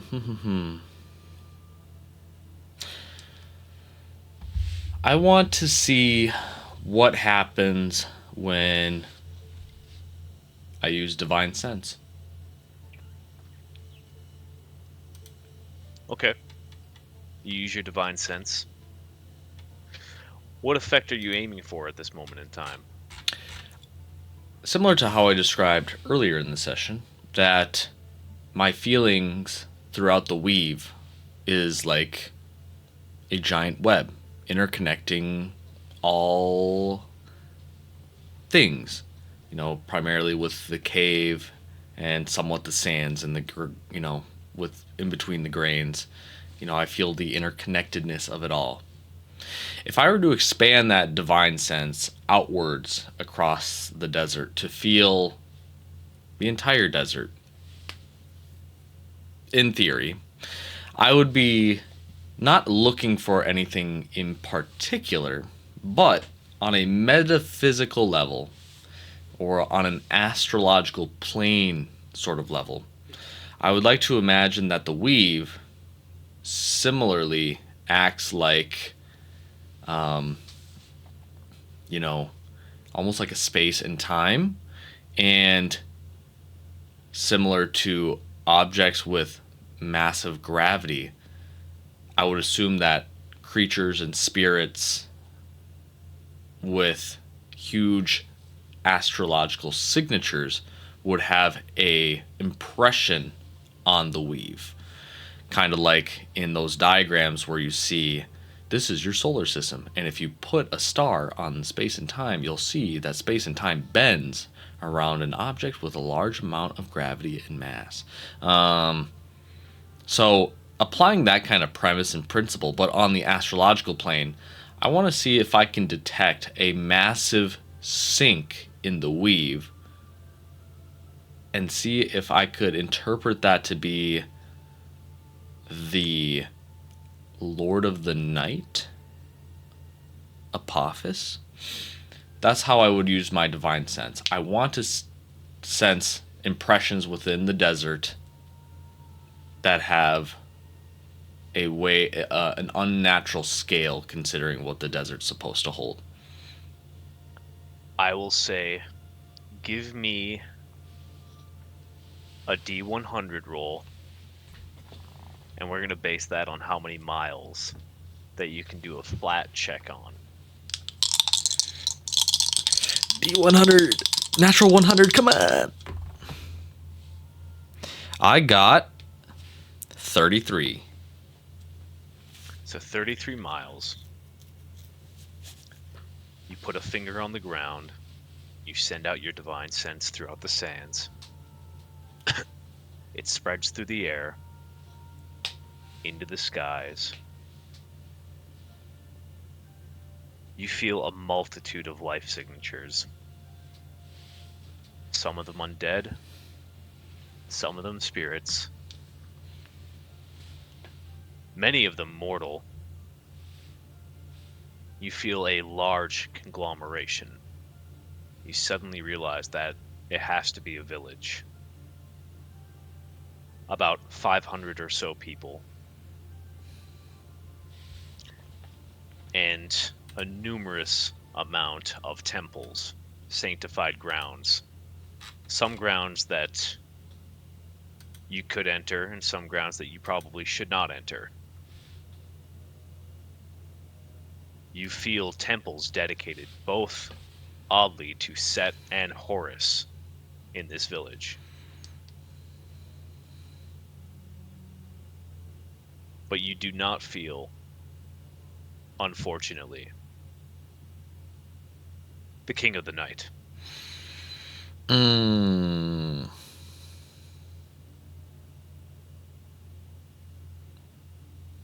Okay. I gave it a shot. Then I will look towards Shifo Bayless and I will say, I cannot track my original form with where we're at and with what I had seen. And so I will attend with you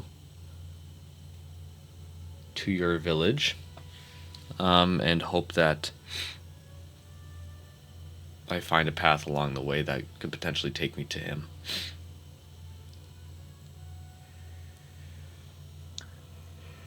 Bayless looks at you, nods.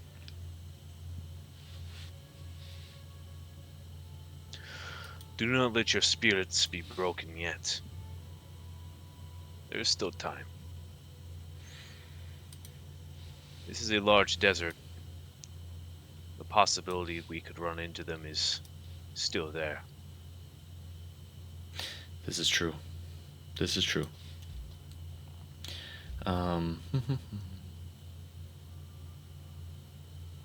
But I must prepare for war.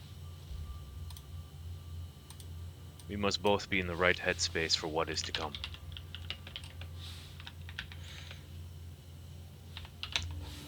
Let's rest up. The rest begins. You guys get your sleep in. Wake up, still dark, unfortunately. Very jarring. You begin your flight.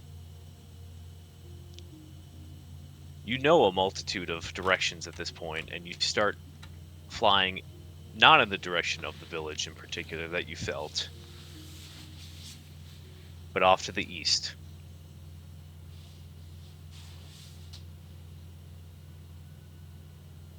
Eventually,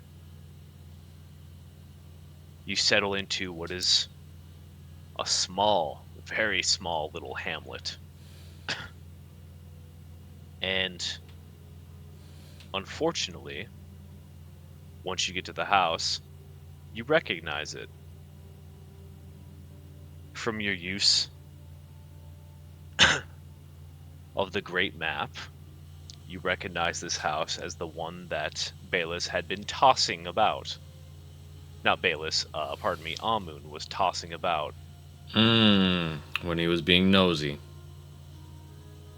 And you notice that Bayless doesn't seem to really mind the mess that much, nor really notices it, up until he gets to the door and says, "Left my fucking door open." and he steps inside. You hear him crunching as he steps over broken glass. Why'd you say that name? Wrong crunchy, wrong crunchy. Do I recall what Amun had grabbed from when I used the map? You saw Amun looking Mm-hmm. and didn't particularly grab anything important. He grabbed a few articles of food and ate those. Maybe a silken robe or a cloak, something of the sort. And eventually you notice that Bayless has not found what he's looking for and realizes he comes back outside. Isaiah, I think someone's been in my house. I look towards the griffin. The griffin looks at you. And I just whisper, I'm like, what do you think gave it away? The griffin walks over to a signpost and sets it back up straight. Beautiful. With Beautiful. one big claw. Bayless residence. Go ahead.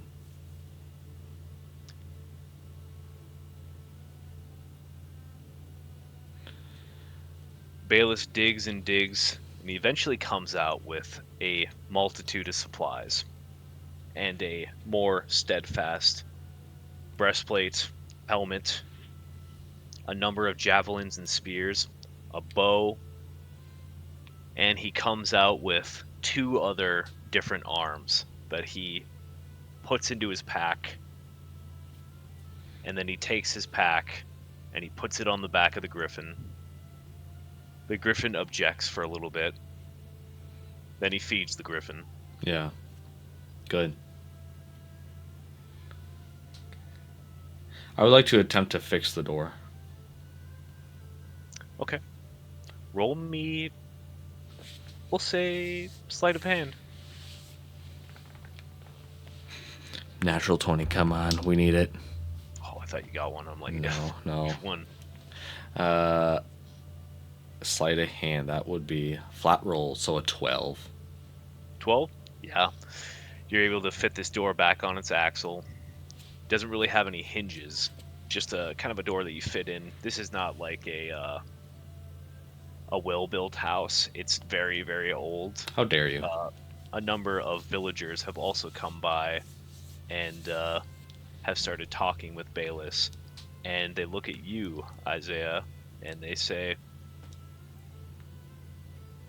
greetings, brother. May I ask, are you one of Bayless's old soldiers? An old man. Doing a simple inquiry. Insight, because now I know that Apophis has seen my thoughts, and I don't know. I feel like he might have agents everywhere. So I'm just going to make an insight check. A paranoia check, some would say. Oh, it's not too bad. 23. 23? This old man might have a little bit of an edge to him. He doesn't seem to necessarily trust Bayless, but is more so inquiring for his own, we will say, gossip purposes. Yapper. Yeah. I would tell the old man that while I have fought Shifo Bayless in the past, I am not one of his soldiers. For right now, we are... I would look towards him, and I would say, compatriots. That is a very dramatic statement for someone that I find to be a poor neighbor at best times. Luckily, he's better than his mother was. And he walks away. Oh, shit. I take out the web weaver. Yeah, yeah. I say burrow, swallow. No, I let him wander off. He may be senile. We don't know. Yeah, you see Bayless kind of eyeing you, talking to other villagers, but noticing that who you were talking to in particular, and the old man tends to thinks he's in charge. It seems. Yeah. So I will let that rock. But yeah, I'll fix up the door. Maybe go in the house and just clean around a little bit because he did get ransacked, and I would sympathize with that. I would make an investigation check to see if Amun left anything behind. That is a very good check. Roll me investigation. I got a 6. A 6. I'm going to say, with a 6, you don't find anything in particular that Amun left behind. Obviously, you knew that he was looking for something in particular. You feel like the last drop might have been his item of choice, as many individuals seem to be looking for this god-killing spear. Mm-hmm. But amongst your rummaging and diggings, you are able to find at least 1 or 2 overlooked health potions.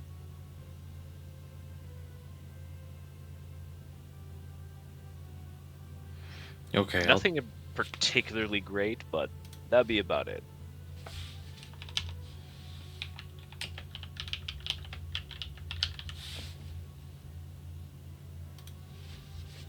Okay. Then in that case, I will.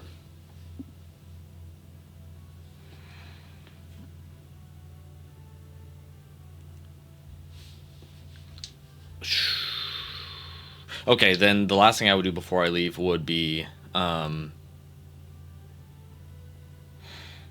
if I can assert that he took the last drop, didn't leave anything behind, then just for my knowledge, I'm going to cast Detect Magic and see if there's anything different about the house.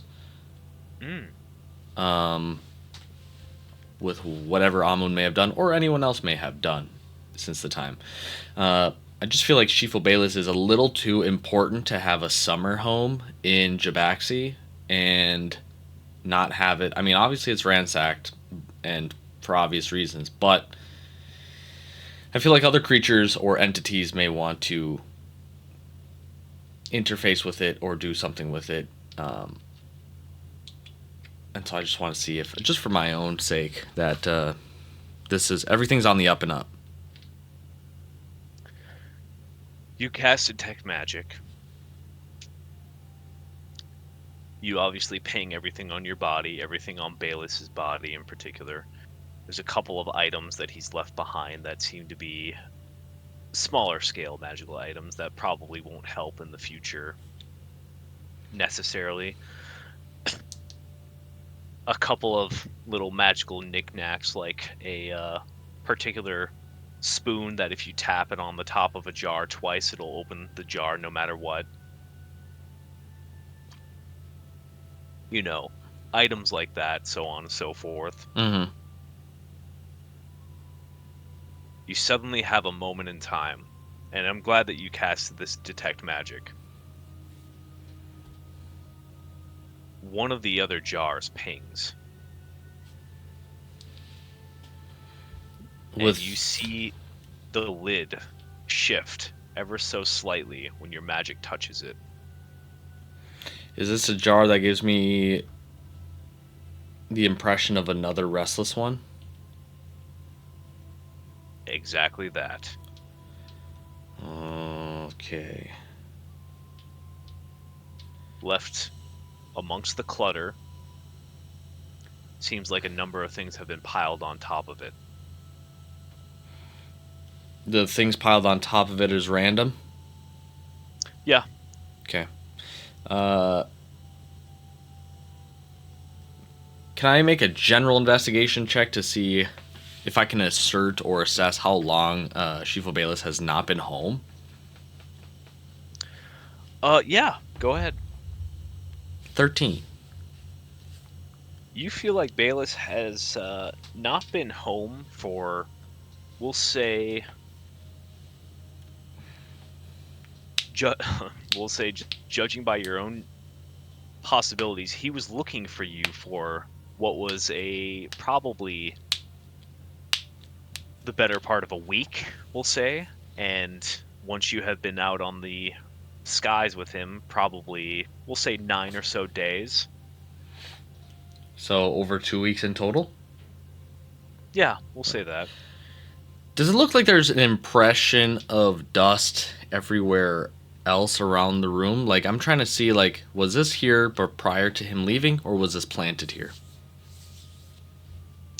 You get the idea that with yeah, we'll say that there's a lack of dust upon this jar. This seems like it's been planted for him in particular.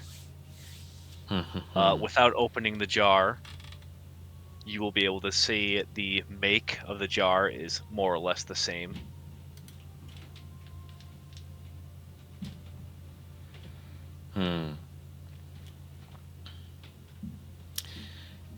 As a general insight or a passive insight, do I get the sentiment that if I were to touch the jar, the restless one would want to just jump out and go aggro? I would say that with the lid only shifting as your detect magic touching it, you have a feeling that it's sealed for the moment in time. Okay. I would like to, if I could, pick up the jar. You pick up the jar. I sit on it. No. The jar goes in. Oh gosh. I become a new avatar. You are. I would go out to Shifo Bayless. I would exit the house and I would say, I was just doing some tidying up and making sure everything was in order. And I found this left in your house. And I would show him the jar. I wouldn't let him take it, but I would show him the jar of the Restless One. And I'm like, this is just another one of those things that we fought in the heart of, pardon me, in the heart of Jabaxi. You see that old man, the gossiper, notices you coming out of there with something in your hands. And Bayless, he starts wandering over towards you guys, probably to get within earshot. And Bayless brings you back inside of the house, begrudgingly, and he says, "What the fuck is that doing in my house?" I would look towards Shifo Bayless and I would say, Shifo, for any reason at all whatsoever, could you think of a why Apophis or his agents would want you? Is it just because you were trying to find me or help me? The only person who knew I was trying to find you is Adalia. Diver being the other one. And I doubt Diver is the one who's sending these things into my home, where my mother comes to visit. Speaking of that, she'll be here soon, I assume. He pulls the bow off his shoulder and strings it.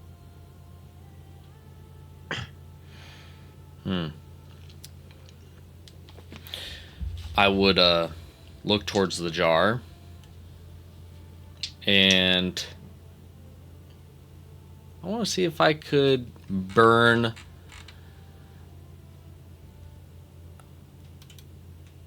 I'll burn a divine sense on the jar.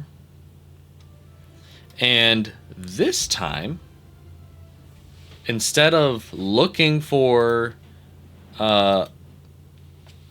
reaching out through the weave to find impressions on it, I want to feel how the weave reacts around this jar, such that similar to a spool. I want to see if I can get an impression or a hint as to where how this jar has traveled along the weave to get here and see if I could get an idea of where it came from. Okay. You want to use one of your sight of 8 layers? Is that it? I'll use a sight of 8 layers if that's what it takes. I'll do that. I'll do that. Okay. You dig deep, and a layer of reality peels back. You're inside of the home. You see what looks to be Bayless gathering up his supplies. Ironically, part of the house, most of the house, not part of the house, was already a mess before Amun even came here. You see uh, Bayless taking the last drop, finding a hiding place for it that was infinitely superior to anything Diver Prescott could think of, by taking it, stabbing it into the ground in the corner of his house, and turning it into a coat rack. Mm. You see him unplugging it, Mm. giving it to Diver Prescott, telling her to hide it wherever she saw fit, so that he couldn't know the location, keeping it from Adalia, keeping it from anyone who would want it. She leaves. Bayless leaves. An older woman repeatedly comes here almost every single day, taking some supplies, bringing other supplies in. You assume to be Bayless's mother. She's older, still has a singe of beauty left on her, but has strong leathery hands. Mm. You notice she carries a bow with her, not the same bow that Bayless has right now, but one similar to it as well. Seems to go about her business here on and so forth. And eventually, you see Amun's arrival, tossing the house, stubbing his toe, stepping on knives on accident, cursing this house altogether, looking for the last drop, digging deep outside of the house, filling the holes so as to not, arguing with the old man who's a gossiper outside. Eventually, at a moment in time in which Amun does not notice, a being steps out from his shadow. As soon as he turns the corner, entering the house, a shadow dancer, holding a jar, waits outside the house. Amun leaves, and the jar is placed inside of the house, and the being walks away. Mm. Dressed just like they were during the trial, multitude of black robes, small coloration of some sort, difficult to make out in the actual memory itself. But you see the jar placed in hopes of gaining information. Hmm. I would tell this to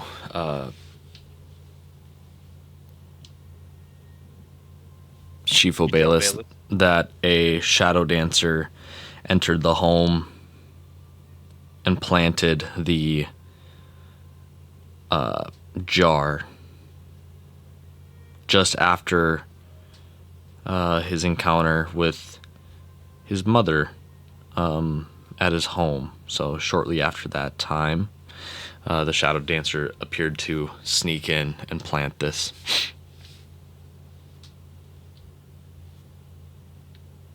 You see a subdued rage behind him, cursing Idalia and her schemes. He considers the situation. It is to be expected that she would try something as this.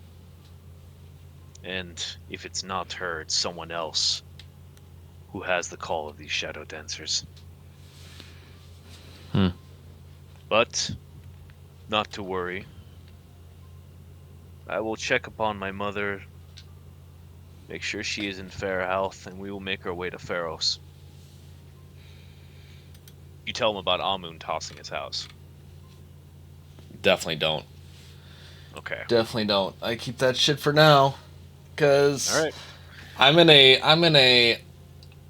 the only one that knows that. I'm the only one that knows I'm in a Mexican standoff right now. I don't trust any of these fuckers, but they don't know that I don't trust them because they're all shady. Actually, Shifo That's Bayless fair. is not shady. Well, Shifo Bayless, he has a shady name, and that's just where I come from. And he might try to get his lick back because we won, and now he's going to try to get the last drop and beat the shit out of me. But no, in all seriousness, I know Amun was looking for the last drop, and I know Amun has his own motivations. You can't be that old and that tied to the gods and not have your own motivations. But I can't just turncoat and just be like, "Oh, Amun did this," blah blah blah. We're trying to win here at the end of the day, and if that means we're both doing some shady shit to each other to try to get the job done, then that's how we get the job done. So I'm not gonna pull the trigger on anything too fast, but I will pull the trigger on one thing in particular, and I'm gonna see how you react and how you feel about this. Okay. I'm gonna clasp both of my hands around the jar, and I'm going to say a small prayer quietly to myself, trying to bend the weave around me to a focused, kind of tightly knit ball, we'll say, around my hands, around the jar. And as I continue this prayer, you can see the purple, lavender, indigo geometric shape kind of flow and churn around my hands in the jar. And over the course of this prayer, I'm going to cast Greater Restoration and see what happens to the Restless One within the jar. That is most interesting. Okay. And for those who don't know, at home, Greater Restoration, 5th level abjuration spell. You touch a creature and magically remove one of the following effects from it. 1 exhaustion level, the charmed or petrified condition, a curse including the target's attunement to a curse magic item, any reduction to one of the target's ability scores, any reduction to the target's hit point maximum.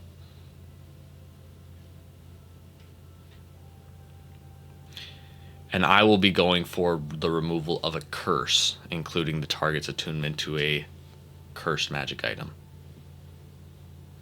Okay. The creature inside is bound to a certain master. You remove what is essentially the charmed effect, or we'll say curse, that would keep it from acting upon its own whim. Doesn't mean it's on your side, but its report will no longer go back to the individual involved. Hmm. Okay. Okay. Is there any visual differences once this occurs? Does the eye color change? If you want to lift the lid a tiny bit, you notice the eyes are mostly blue instead of yellow or red. Interesting. Okay. Okay. Then, yeah, I will do that. And then I will put this in my pack. And I will proceed forward to Shifo Bayless and the Griffin. And I can say, we can take our leave now. You guys push open the door, almost pushing the nosy old man off his balance as he was, "Oh, Bayless, I was coming to speak with you and your new friend Isaiah. Such a beautiful tone of light emanating. Almost magical, some would say. He looks inside and he sees the mess. Still up to snuff, eh, Bayless? You can kill just about anything that comes and threatens our village, but seems like you struggle a little bit with tidiness. Gives a shit-eating grin. You know, when I was a soldier, we were disciplined for such untidy behavior. And Bayless says, well, with the change of the centuries, I'm sure that a lack of discipline seems to be a little more prevalent in other ways. But I apologize for my untidiness. I'm sure you can keep it up. Keep your gossip going. With the steadfast midwives of our oh-so-popular village. Or just talk out loud to no one in particular. I think we just all need to learn how to mind our business. The old man just kind of smirks a little bit, continues on with more gossip and conversation, and Bayless eventually asks him if his mother has been about. And you already knowing the answer leading up to today, she has not. Gets the message and then decides that just a quick visit is all that's needed. Just to give her this bow and to check on her is just to be all. Going up a little bit to the mountain ranges, you eventually find what is led to believe you were led to believe is the hut for this old woman that claims to be Bayless's mother. Sure enough, you don't make it more than 60 feet before an arrow hits you right before the feet, and an old woman threatens you to make you into a porcupine. That's vicious. Until Bayless shows himself, and then she shoots an arrow towards him, and he blocks it with his shield. So on, so forth, as you know.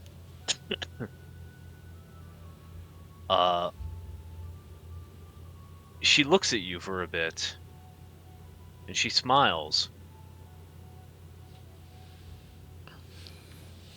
Young man, have I met you before?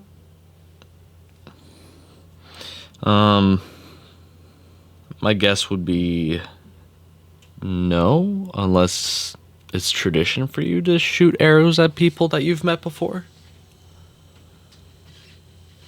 I shoot at my son anytime I can see him. I look at Shifo Bayless. I'm like, is this love? He looks worried. Is it not? All right, my bad. My bad.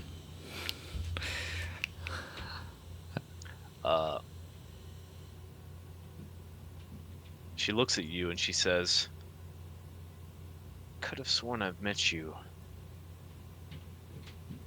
Your skin was a different shade. But my eyes deceive me more often than not.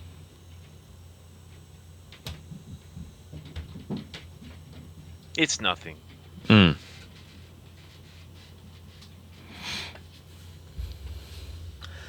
Are you going to look after my son, being the idiot he is, or is he looking after you? Our relationship goes hand in hand. I watch his back, and he kind of watches mine.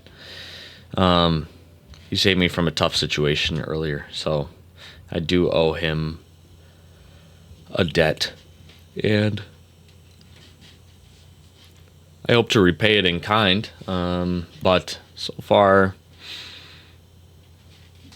it's been an even distribution of who's helping who, I would say. I look towards Chief Obalis. Unless you have different opinions on how our dynamic works.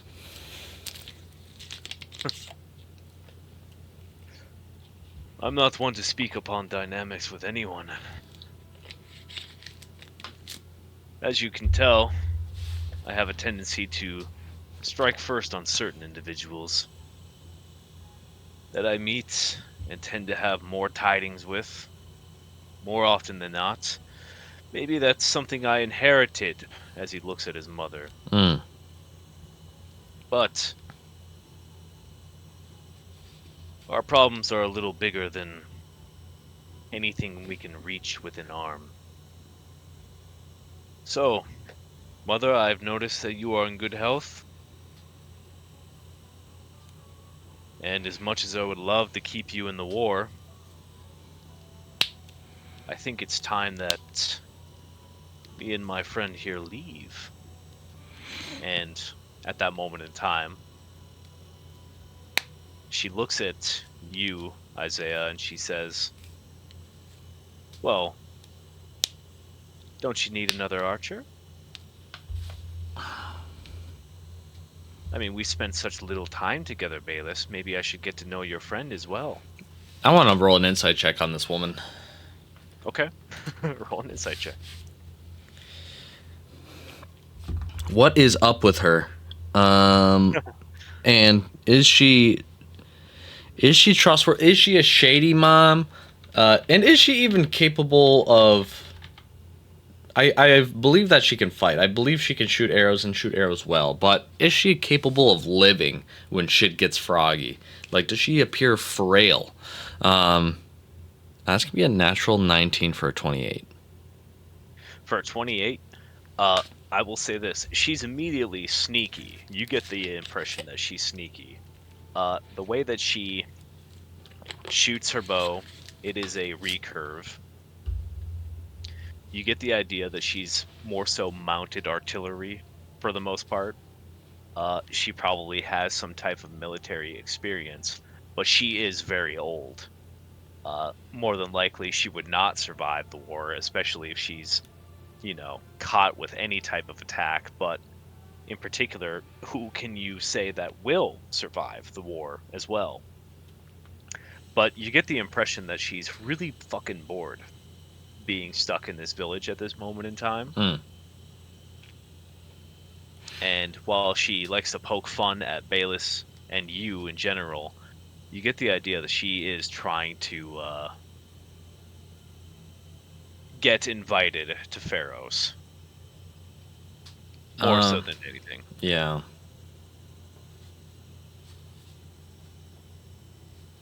Yeah, let's see. I'll look towards Shifo and I'll say, this is your mother.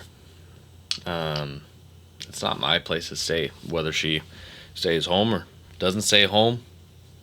It's not like help isn't not needed, but it's an impossible task to ask any parent to get involved in such a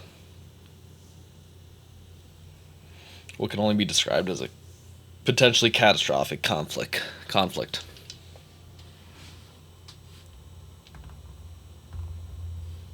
There's no conflict greater than the wearing of age upon the body. How about this? If you can beat me in an arm wrestling contest, I'll stay.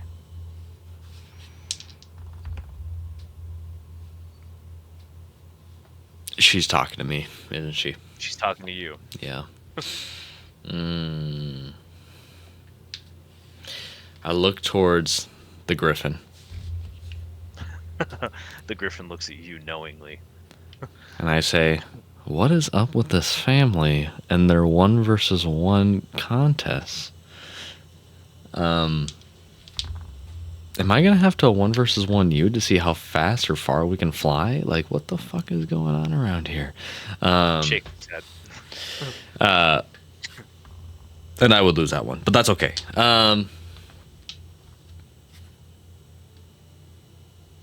Before I play your game, Ms. Bayless, I want to get Shifo's opinion first, if this is even worth entertaining, because we can just leave. I don't think we have to arm wrestle anyone here.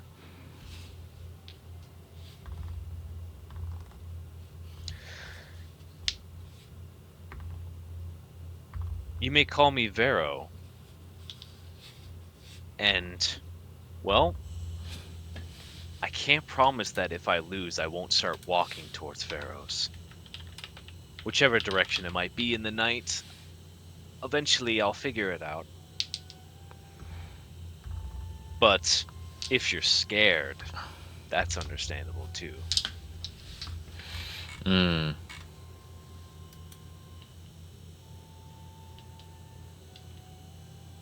I need a lock in. Yeah, she looks at you, Bayless looks at you. I look at Shifo and I'd be like, I'm gonna whoop your mom's ass. I don't say that. I'll look towards Shifo and I'll say, if this childlike challenge is what it's gonna take to preserve your mom's life, then I will play along. And I'll turn away from him. And I'll look at her. And I'll start to approach. And channeling the weave through my lavender eyes. And binding the weave around my left arm. Almost making a almost gauntlet of sorts. Wrapping around my hand. I'm going to look at her and say, let's see what you got, Granny. And I cast Compel Duel.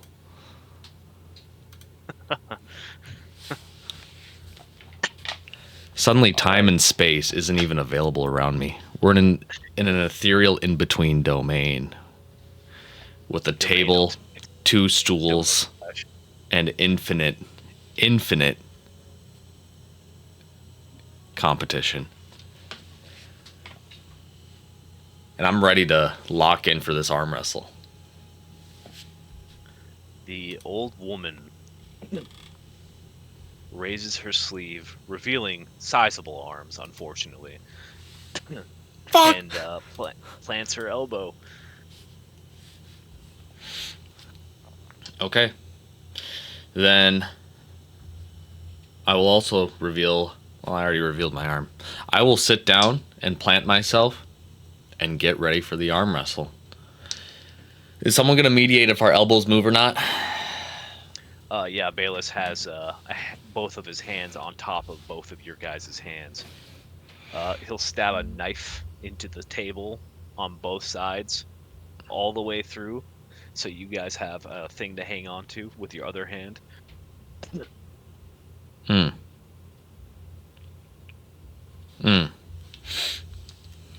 He looks at both of you. Best 2 out of 3, or just single? She says single. They look at you. If she sets the terms, I say single. House rules. A deep breath is taken. Bayless takes his hands off of both of your guys' hands and he slaps his shield and says, "Go." And give me an athletics check. Should we roll initiative to see who gets the jump on moving their arm first? Whoever gets the jump on initiative gets advantage on their athletics check. All right. It's a flat roll, so I just got to gas it up. Come on. Ray? She has more for dex, unfortunately. Oh, no. Yep. I got a natural 20. Oh, my God. That's pretty good, man. That's pretty good. I'd be rolling 1s, but I'd be rolling 20s too sometimes. That's good. I literally got an 18, so that was really good. Roll your athletics with advantage.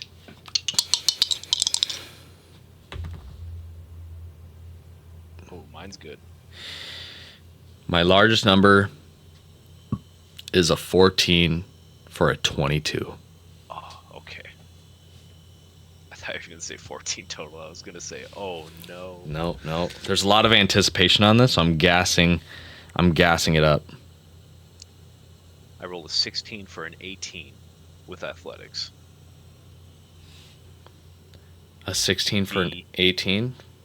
Okay. Yep.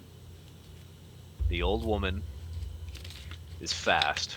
She turns your wrist in. Is a very, very skilled arm wrestler. Had you not been faster than her, she might have taken you. But within an instant, the table shatters as you slam her wrist down, promptly beating her, and Bayless staring you in the eyes.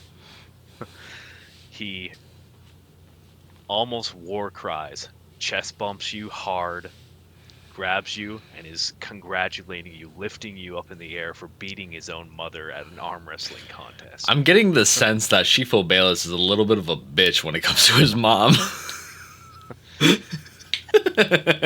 Like, he has a lot of repressed internal energy that's just like super submissive but yet retaliatory.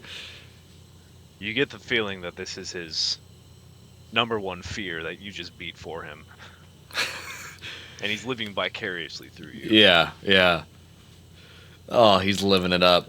For the context of this scene, Shifo Bayless looks like Will Ferrell. Yeah, sure. Yeah, that's good enough. At which point I promptly drag his mom to the house and I say, time to put you in a home. Damn. She doesn't use the bow, she just stabs arrows at you. And I just mutter myself, I'm gonna potentially be the fucking avatar of Neith, and she thought she could win an arm wrestling match. What is going on around here? She says, calmly, first blood is last. You win this fight, young man. Although if I was younger, I'd probably even break your heart. Oh, God. Gives you a wink. Oh, God. I'm aroused. And Bayless is inciting you. And incite this bulge, bitch. No. Starts arcing lightning. We're so stupid. Anyways. She lays a hand on her son's shoulder and she says, "You're in good hands, son. I wish you well with the war. I guess I'll guard these idiots over here, if I need to." And she cleans up the table mess that was promptly made, throwing the table scraps off into a fire that's constantly ever burning, as many fires are in these dark times. And she says, "I wish you a mother's gift, the gift of life. Don't let Set take it from you." I can't talk today. It's okay.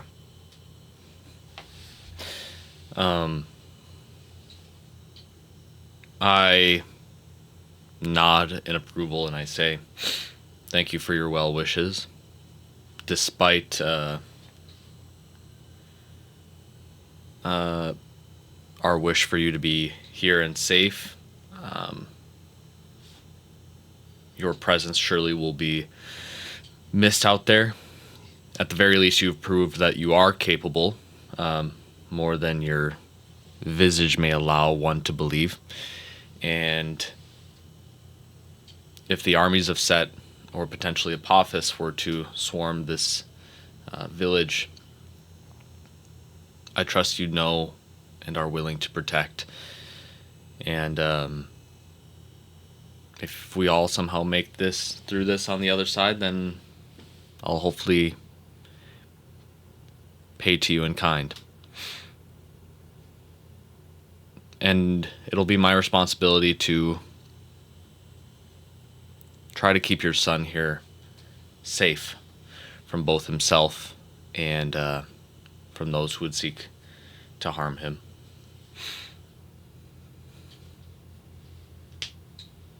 She smiles at you kindly, nods, goes back into her hut, and shuts the door, not saying another word to Bayless. Bayless looks content, about as content enough as he can be. Good. Good.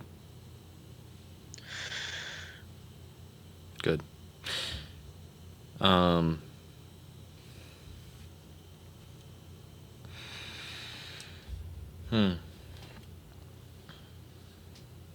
I'll just ask him. How are you feeling, Shifo?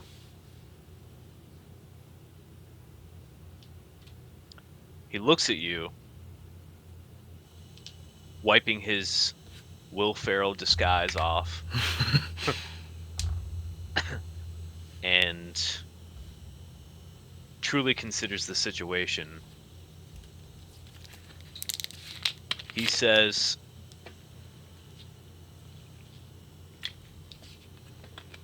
"Feels like the beginning of the end."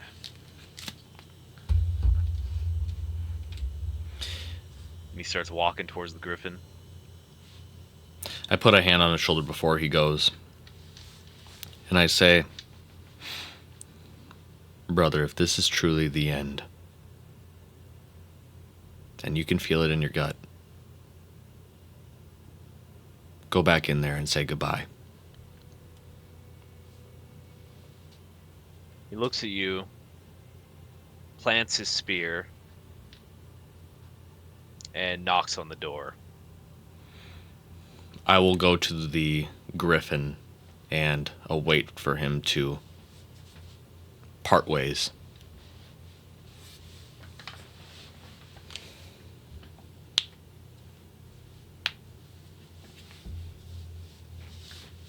You see Bayless leave with what looks to be a multitude of snacks. A couple of sandwiches,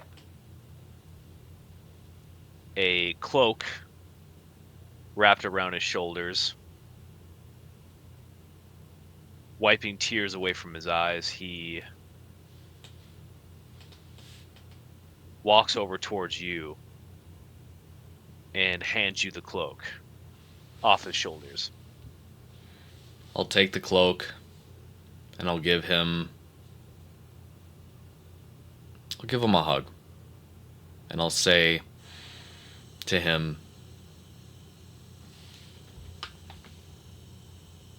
I'm proud that you found the strength to say goodbye. And take it from me, sometimes you're not always granted the chance to say goodbye.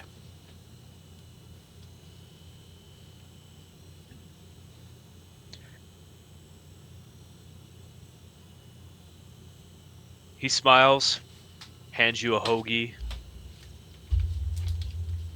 and throws one to the griffin, who eats it in one bite. And he looks down the hill and he says,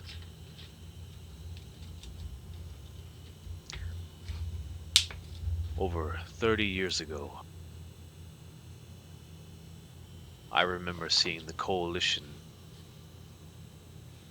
standing down below that hill, looking for recruits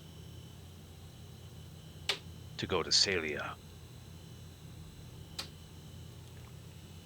And I went in my mother's place.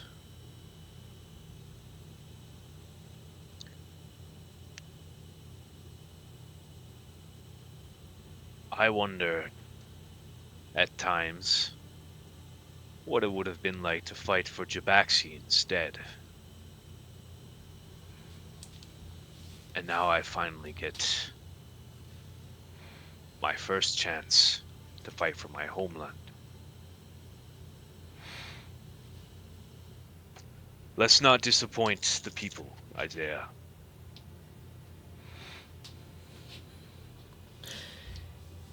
We will bring our home salvation, even if it comes at the cost of bringing it a little bit of hell. Let's go.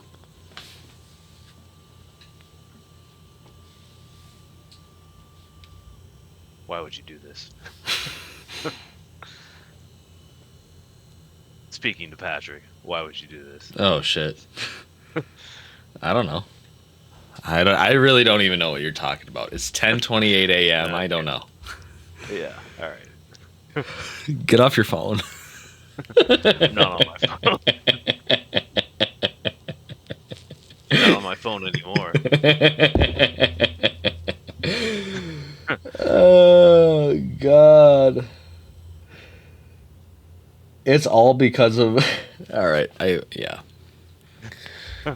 It's all because of the Shadow the Hedgehog meme. I've been going into the reservoir of a folder that I call Dummy.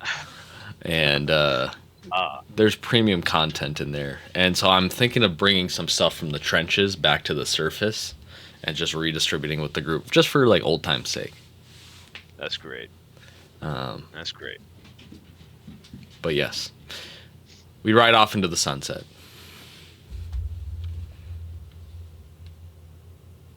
You guys make it all the way to Pharos within the day. Pharos has changed. The vegetation that you knew was growing from the axe of the hag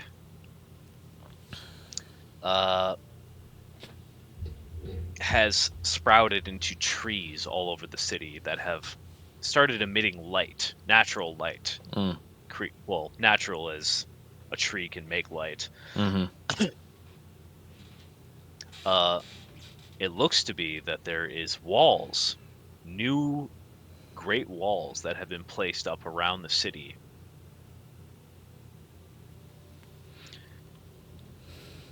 You assume, based off of how quickly these walls have been made, that they have to have been made by your geomancer ally, Malice, the Black Dragonborn. His dad's name is what again? Tombmaker. Tombmaker, that's right. And Tombmaker's out there being a fuckhead, right? He is out there. You do know that he might be working on the side of Apophis at this moment in time, with whatever orders that he must have had.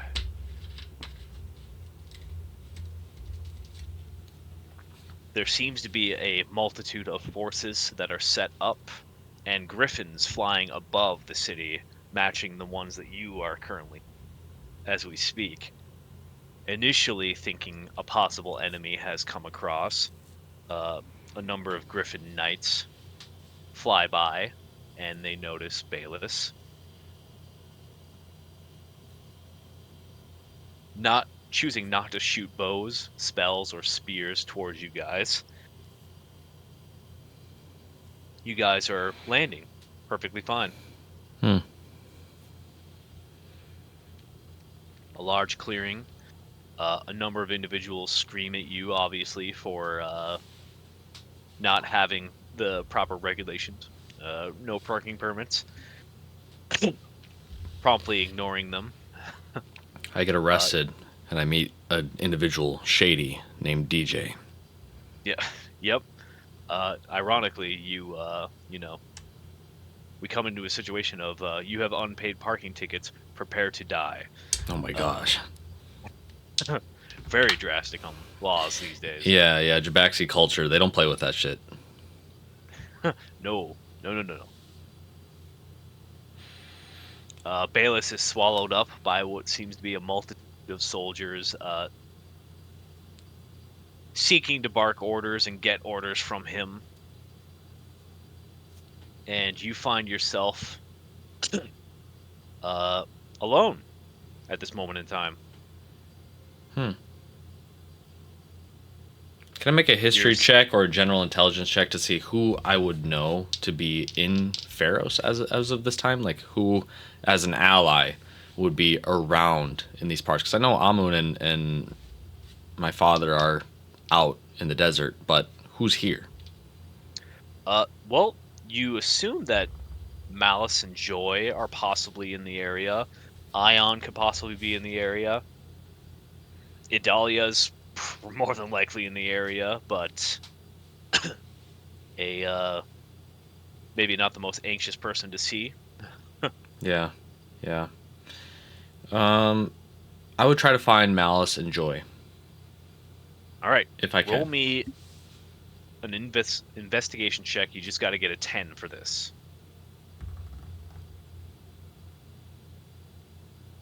A natural 1.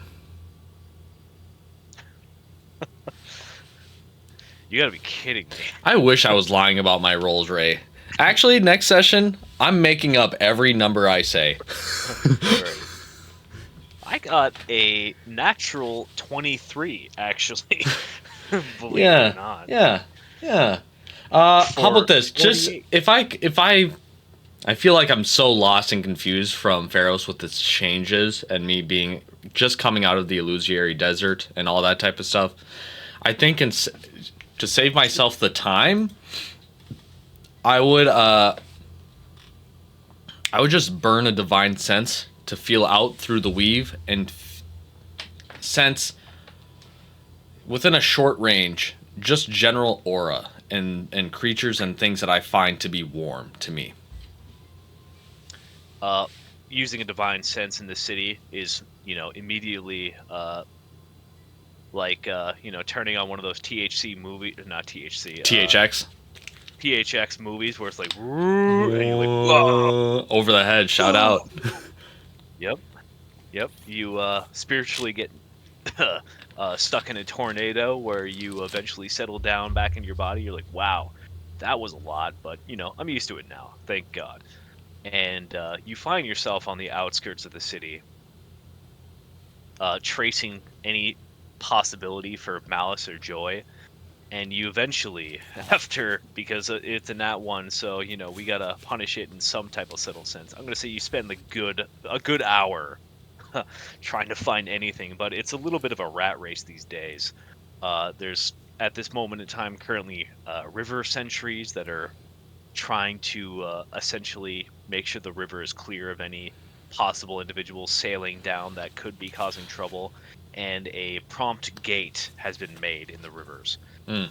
uh, allowing water to flow through, but obviously no particular,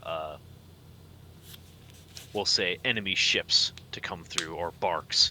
Mm. It's a large river, so you have a lot to monitor. Yeah, yeah. And I'm really interested in ships. Yeah, yeah. And I find myself getting distracted. Yeah, there's so many different kinds, and it's amazing how they just go, man. They Yeah, just go. yeah. And eventually you find Joy just wandering, actually wandering, and she stops for a second, seeing you up by a corridor, thinks it's you at first, and then continues walking. And we'll say that you end up catching her from behind. And she's like, Isaiah, that was you. It is me. It is me. She embraces you immediately. I would embrace her back and I would say, it's been some time. It's been. You're alive. That's amazing. Yep, somehow. I keep finding a way. I want to know, how are you? And how's Malice? Well, Malice and me, we went looking for you for some time, and eventually we had someone touch base and found out that Bayless found you, so we didn't have to continue looking for you. Malice is exhausted. He's been putting up walls and defenses and going out on missions, sinking any forces he can possibly find deep into the sand so that they can never be found again, which is a lot. That's horrifying. Mm. It was quite horrifying. But I have been busy preparing for war, and I'm not going to lie to you. I don't feel ready. I don't feel ready at all. I put a hand on her shoulder and I say, if we were granted 100 years, we would still not be ready. I think you might be right. Isaiah, I've never blooded myself upon a human being before.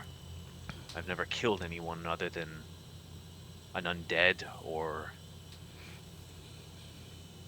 we'll say, a goblin here or there, but, one can disassociate on that. It's not an easy thing to follow through on, and I had aversions to it as well, especially in the beginning. The only way that you can really rationalize it or make sense of it all is just the knowledge that whatever is on the other side of that blade, they would be willing to ruin you, me, Malice, and everyone that we love in the hopes of keeping this eternal twilight going and to keep Set in power. And for that, we must be comfortable with doing the uncomfortable.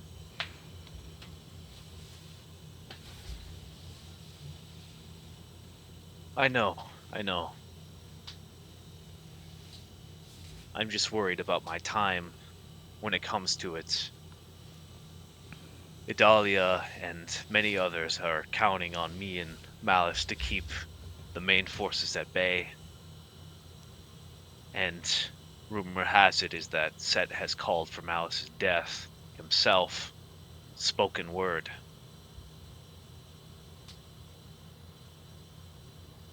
Mm.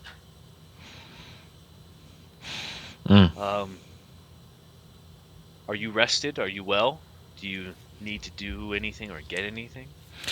And I would say I am rested, and since I've last seen you, I've been getting in touch with my spiritual side, and I would start to reach out into the air, and almost as if I were to catch a fly in my hand, I would reach out, clasp, and all of a sudden she could see threads of the weave caught into my hand as I just give it a slight tug, and you could see the strings that vanish and that are pulled into this plane from another plane start to appear, but just fizzle out the further out from my hand it gets. And I would release, and I would say, I'm getting closer to Neath, and if I can become one with her in time, I think it would be a great boon for us. But I'm still overcoming challenges with regards to finding my original self out in the desert. I understand that Amun and my father is with my other self, and while they seemed pacified the last time I checked on them, I still sense that there's a great risk with that situation being unresolved. But regarding to me immediately, with regards to me right now, I'm feeling fantastic. I'm feeling like I could smoke any old lady in an arm wrestle, and I don't know why I feel that way in particular, but it just feels right.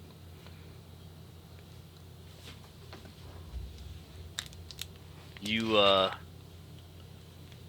only lose her for a second. And she's like, oh. Interesting metaphor. I'm sure there's a reason, but we have received information on when Set is supposed to arrive, and seems to be false. but we have sent some scouts out, and only a few have returned, enough to say that there is a mass army converging with each other, and they should be here soon enough.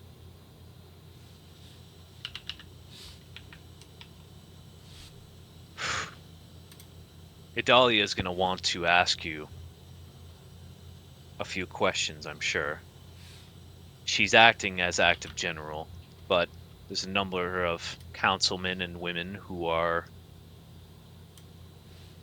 opposing her, we'll say. Mm-hmm.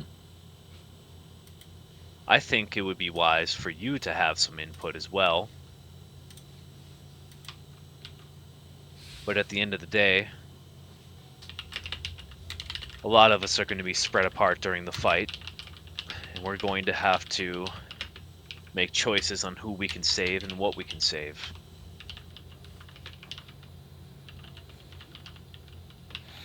Let's make. I think I may need to talk to Adalia, but I definitely want to speak to Malice and catch up with him.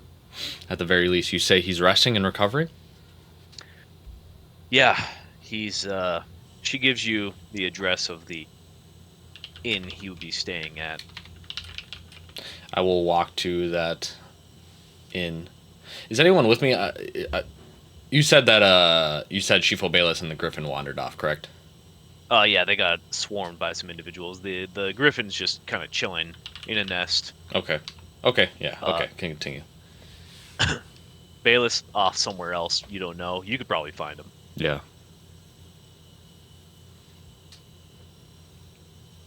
Okay. I would still go to the inn. Approaching the inn, it seems to be highly guarded by Magi and just regular infantry of Pharos, and you're immediately recognized and whispered about. And as soon as you approach, they stop you and they say, "What business do you have?" I look at them and I say, "At ease, soldier. I'm here for a friend. And if my friend's unwell, trust that I can help him probably more than your medicine." They look at you and they ask,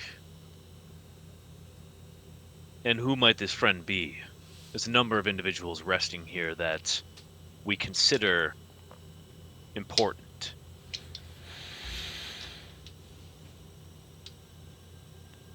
I would I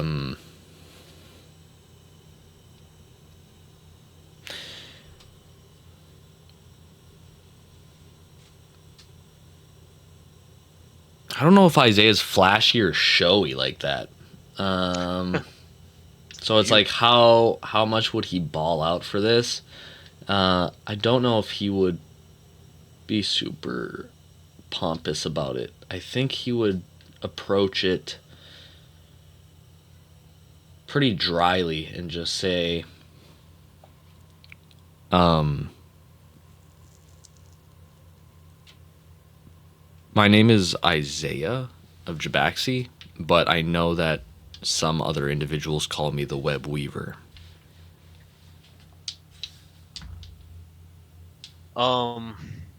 I would say more than likely there's a number of rumors out there with that name. And particularly you would refer to yourself as from Pharos instead of Jabaxi while in Jabaxi.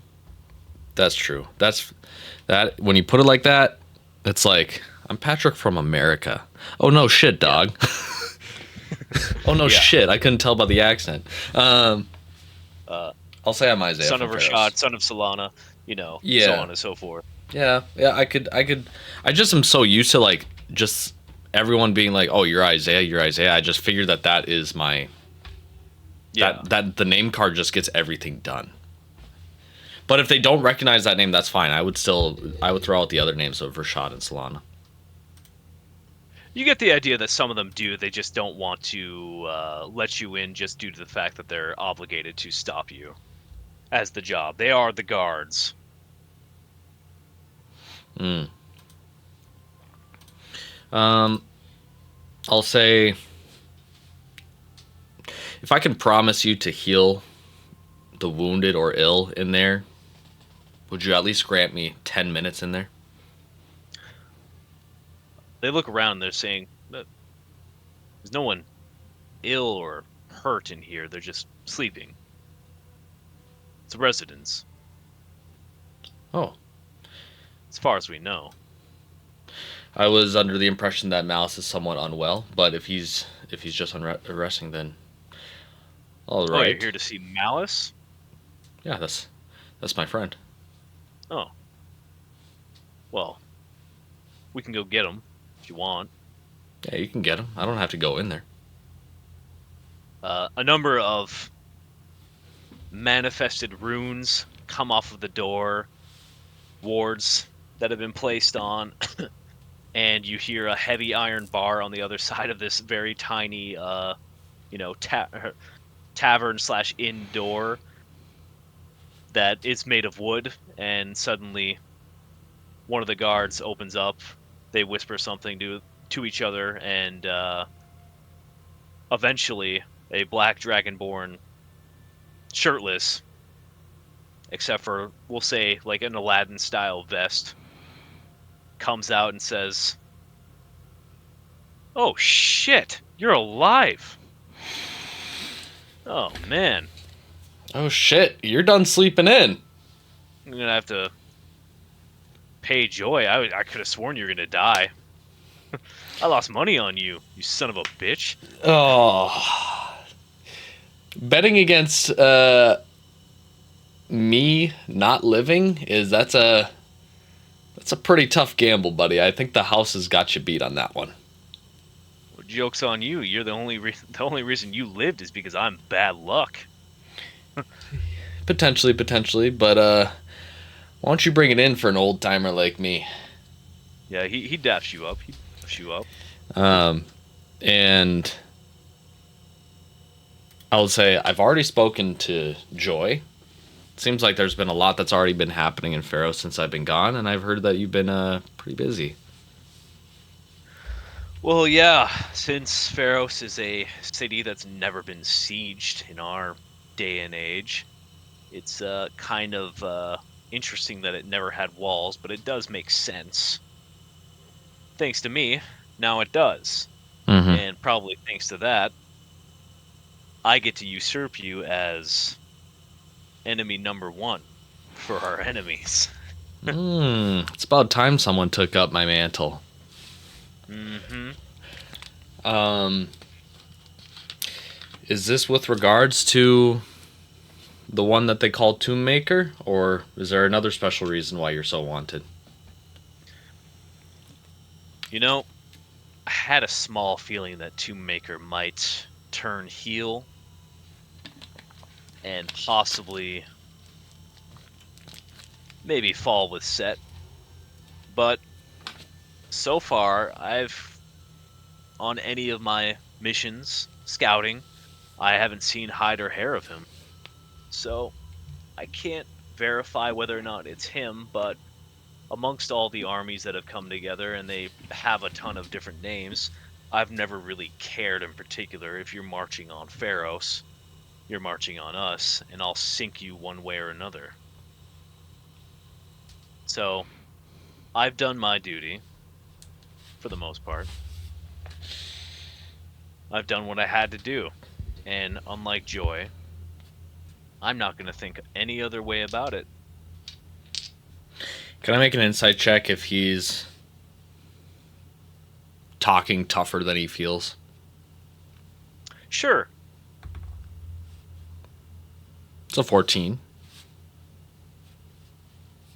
You get the idea that he's not necessarily talking tougher. Well, no, he is talking a little tougher than he means, but you get the idea that he's irked a little bit that Joy doesn't want to take life and that it's never been a problem for him.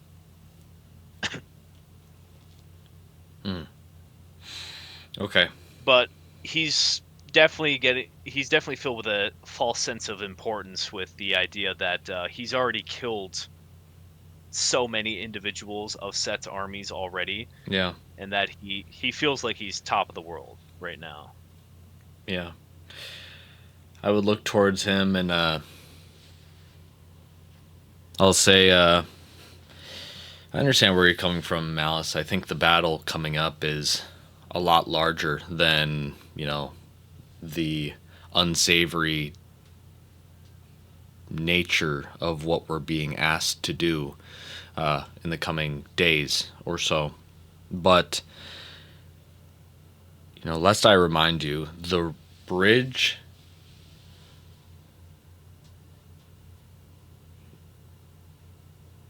to kill and take your first life is a long one to cross, and not everyone's ready to make that journey across. And I've spoken to Joy on the matter, and she's aware of what's at stake and what those that she wouldn't be willing to kill are willing to do to her and her loved ones. But give it time, grant her patience. She will work through it, and when the time comes, we will see. But even if in that moment, if she shies away from the moment, we still need to be there for her. So let's just keep that in mind when we're out there.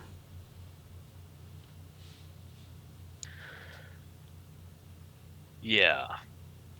I'm just hoping that that price that needs to be paid for Joy to finally flex what she has isn't one of our lives in particular. I'm afraid to say I'm not particularly keen on having my judgment done after this is all said and done.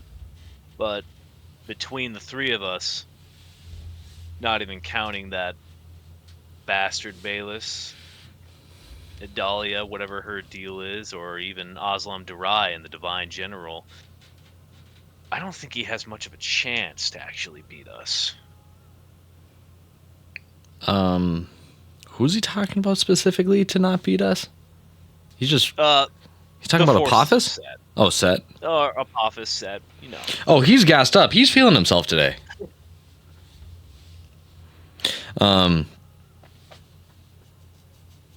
I'll look towards him and I'll get serious now and I'll say, Malice, if you're so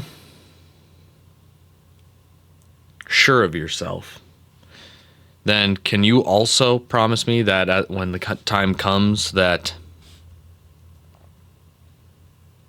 if it's one of our lives and it's under threat by Tomb Maker, you would be willing to save us from our own judgment? Or are you only really comfortable when the foe is one of the great unknown? Oh no. I won't have any more problem burying Tomb Maker than I would, let's say, what's his name? Hyscos, the true arc of Set. Or Faithbreaker, whatever his deal is as well. I could bury them all, crush them into sand.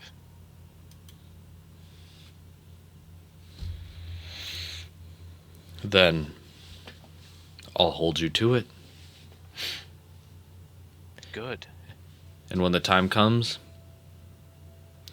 whoever flinches first has to get the other one a drink. All right. Now,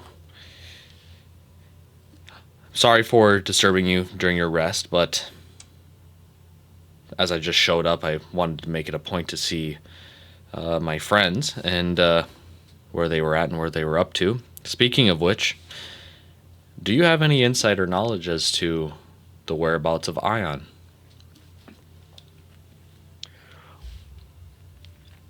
He gets nervous suddenly. You knowing his fondness for Ion, I heard she left with that one Archmage, that dwarf, Graylin Sandhorn, for Mothkiss Village with Adalia. So they're all gone right now. Yeah, they left abruptly. Adalia came, dropped orders on me, told me to keep reinforcing and keep monitoring the sands with any type of sense that I would have, so that no one invades from underground. And they went to, and he's going to pull you off to the side. Believe it or not, they meant to go talk terms with Faithbreaker in Mothkiss Village.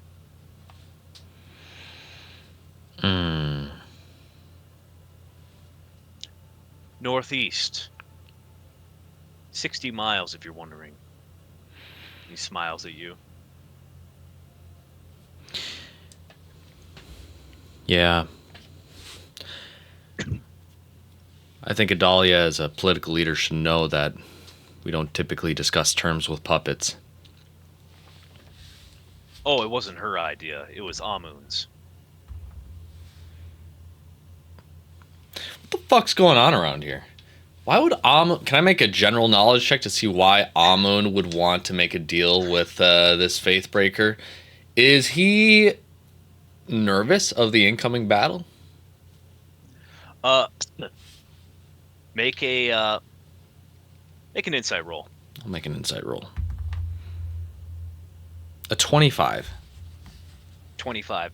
You know there's no way, no possibility that Idalia would seek peace in this situation. It just doesn't make sense. Amun is always willing to play some type of game and will gamble and make deals with individuals, particularly a djinn, to bring you back in any which way or form, as you know. Mm-hmm. He's already proven himself to be willing to make dangerous decisions that will backfire potentially, going off against you in Apophis himself after a horrible whooping that he got before. Mm-hmm. You don't know, but if they brought Ion with them in particular, you can assume that there's possibly using her as a gambling chip or possibly using her as a threat. Okay. You can't suss that out in particular, but you know that they can't really surrender Ion because good luck with that. So I'm getting that his motivations are probably a lot more complex than, yeah, we're going to make a deal. Yeah, it seems to be more than likely a case of sizing each other up. Okay.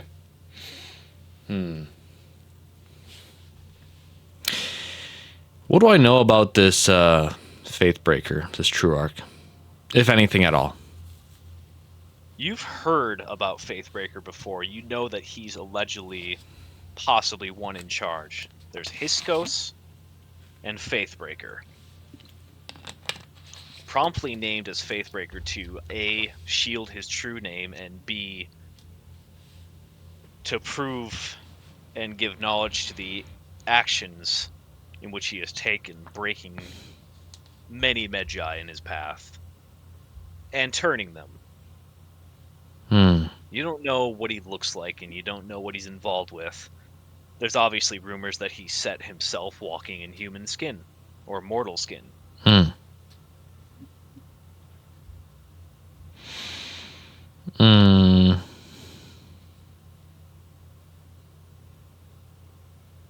I don't think I'll interfere just for the 60 miles. 60 miles. And on foot, it'd be a lot. On foot, it'd be a lot. Even with Burrow, it'd still be quite a bit. And if this is Amun's game, he calculated the game with me off the board, and introducing me to the board, I think, would mess up his game. So, Possibility, yeah. I think I will operate with a level of trust. At the end of the day, I know Adalia would not put Pharos in an unfavorable position, even if she doesn't agree to the premise of a truce. I know Ion, if we're dealing with Set, I know that her motivations would still be clear. And if it's Amun, even though I don't fully understand what he's playing at largely, I still have to trust that it's not simply to give us an easy way out. There's not really an easy way out of this. I think he's trying to get something that I can't see yet. So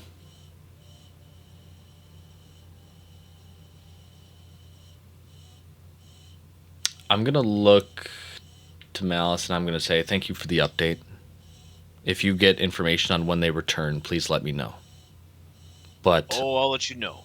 I will let you rest. And I have some errands that I still need to run. And yeah, I'll part ways with him. Unless he has anything he wants to add. No, he separates, he goes about his day. I want to see if I can find... If this is Pharos and this is the capital, there's got to be someone that's known as him or her. I'm going to see general insight check, knowledge check, whatever the case may be. A Magi Archmage of sorts. Okay. What type of role would you like? Roll me investigation with advantage. 2 and a 5. 2 and a 5. It's not going to be an impossible thing. I'm just going to say it's going to take you a lot of time. Yeah. There's got to be a large tower that's obnoxiously standing out in the skyline. Oh, absolutely. There's a number of towers that you can see that are propped up with what is essentially, we'll just say, an arcane cannon, more or less, to be operated by any type of multitude of sorcerer or mage that could, just immediately put a enormous amount of magic into it to strike from a long range. You find a number of Magi that, through the pecking order, they send you to a cadet sends you to his corporal, the corporal sends you to a captain to the lieutenant to the sergeant. Eventually, son of a bitch, yellow tape. You know how it is. It is rough. You eventually find Saddleheart, a crimson lizard folk. What is it? Well, we're going to essentially say is acting, not military, but is now at this point acting as military general, is an Archmage Magi. Normally does solo assignments, has been inscripted, obviously. And you step into the office, and this bespectacled lizard folk, serving right now as active general while Adalia is gone, looks at you and says, "Excuse me, do I seem to know who you are? You look slightly familiar."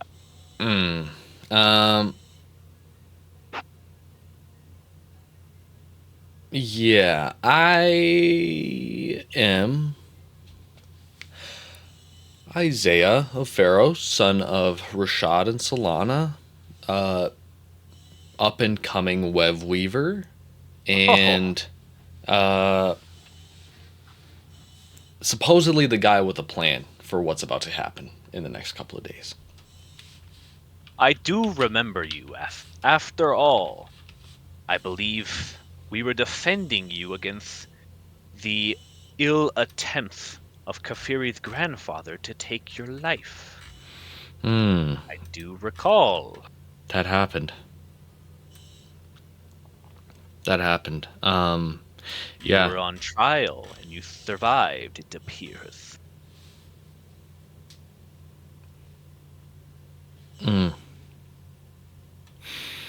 Yes. And I need your help. saddle art. I need to get my corporeal body because, as you see, I'm what we call an unnatural shade. And the longer that the resident of my body is in my body, the more at risk we are to lose my body forever, which, I have a personal stake in that. That's separate. But B, if he does become adjusted to, we'll say, the what's this plane called? Just a standard plane. It's just the basic material plane. The material plane. Yeah. Duh, fucking stupid. Jeez. I think the more comfortable the resident gets on this material plane, the more Jabaxi and Pharos at large is in peril. And just to put into context of what this resident is doing, and I'll open a curtain and reveal the ever expansive twilight that we're in, and I'll say, this is what he's done in just a week in my body. He looks at you. He looks at your standard colored hand and your purple rest of your body and skin. Looks at his own crimson scales. What's so wrong with the color? Never mind, moving on. Oh, gosh. Next session, we're going to learn about race relations. Sit down, young man, and I will teach you something that all men must know. You are beautiful inside and out. Yeah. And he goes on a whole spiel, blah blah blah, nonsense. But he does ask, "Tell me your story, young man, son of Rahad. I would like to know who this resident is." Yeah.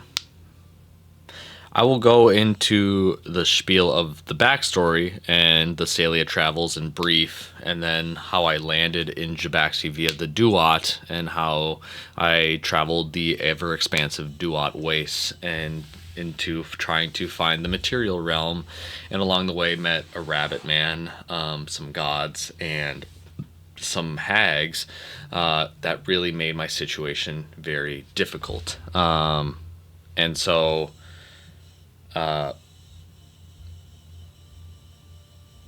that story will crescendo with me leaving the underworld, coming back up, and then somehow, some way, stumbling into a discussion with Apophis, through which he basically skull fucked me out of my body, and proceeded to give me a tough time with vanishing my spirit into the astral plane. I had to get assistance from Amun, and had to have my severed hand become the foundation for my new body. And there was a djinn at some point, and here's where we are now. After many ups and downs and insane statements that he follows up on and asks questions, and he settles on, to believe the life that you have had finding Chiraku, I would have given anything to have that alone. The city of the dead is full of many great mages and knowledge hidden from the world. But your statement is not unprecedented. There was once a man who had been imprisoned many years in the past, who had claimed a god had entered his body through a screaming headache. Now, he was looked at with suspicion, then eventually with disregard. That was up until he started displaying behaviors that were more dangerous than expected. Idalia had him imprisoned long ago. This was, I would say, 40 years ago. And in those days, well, the Magi were more plentiful and more obedient to her. Now, he pulls out a number of tomes. Suspicion falls upon those who claim to have touched and spoken to the gods without precedent, and to do so in the presence of the speaker of the gods is, well, downright dangerous for your health. But avatars are known to be such channels. Your case seems to be far more potent, I would say, than a regular one. You say that you have talked with Anubis and touched spirits with Neith. Horus and Osiris have a home in your head, and Set has laid his claw upon your chest, dragging you through space and time. Quite the tale. Had you come to anyone else besides me, they would have laughed you out. But what you are looking for is a place to make space within this new vessel to pour your godly power, to weaken it, not permanently, temporarily. You need to make a totem. And if you make this totem, like Idalia, or our supposed Amun, you will have a space, let's say, to keep a passenger, theoretically. And you could take this passenger outside of your original vessel that you claim to have and place him into this one temporarily. Now, let's say Apophis doesn't want to go or does want to go. Eventually, this body will deteriorate, and you should be set free of your connection to this unwanted spirit. Or we'll give that spirit a vessel that it can live in for the rest of its life, as it seems to be doing so currently with your current vessel. Who can say? The precedence for this is unknown, besides the one case of a man who has been detained by our beloved speaker in her infinite wisdom. Blood on the wing.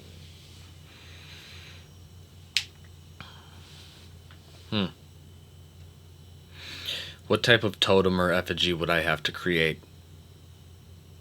Well, anything of your sort. He opens up a index of totems that are known. Amun being the particular one in order, using him as an example. There are two paragons of Ra currently. There is Alito, who supposedly resides in Chiraku according to rumors. She has a small carving knife as her totem. She can grant the wielder of her totem a portion of her strength if needed. Amun has this red ankh with Ra's eye upon it. Idalia's, well, has been wiped from the records, of course.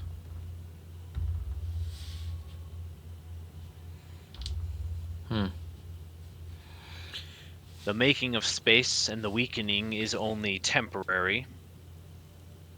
So you would have one good shot per each totem. I would suggest you only make one and make it count.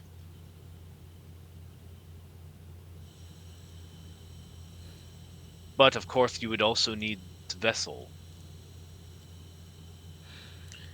Yeah. I think I need a totem. I don't need a totem for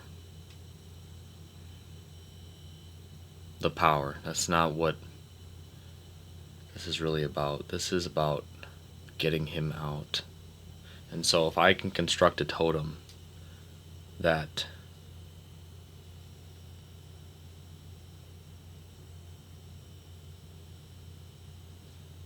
can even siphon just a bit of his power, maybe I can pull him out without too much collateral damage. To give somewhat of reference, I would say that despite it in origin being archaic, your Stinger of the Webweaver can work as a totem of Neath. The Book of Thoth or Rod of Tahuti are totems for the same god, bestowed with great powers. The Bow of Ra would be another one.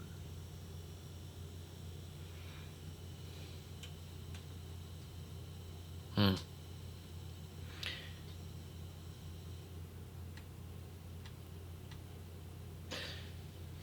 I think for Apophis,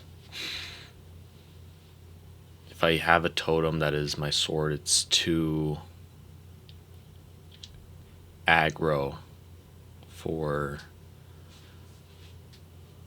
who he is and what I'm trying to accomplish. Again, if I just be confrontational with Apophis, I think that doesn't get me much anywhere and risks a lot of damage.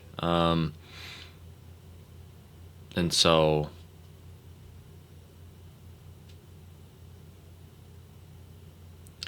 what I'm going to do, if I get a totem or something that I would like to turn into a totem, could you assist me in creating it and making it a totem? Is that something in your repertoire, Saddleheart? Young man, I would love to. Within these hours of business, as I Yes. am active general. Yes. I'm going to leave, and I'm going to contemplate two totems. And I know what I want for the Apophis one. I'm actually going to go to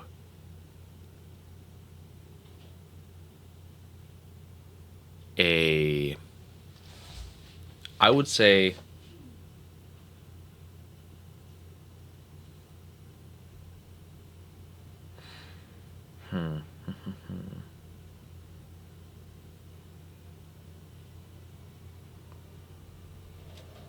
what do I know about,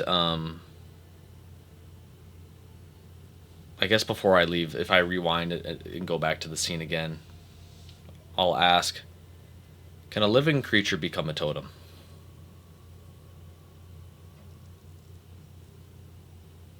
He looks at you and he says, in the past, it has happened. It has resulted in a number of dangerous beings being created. Okay, then,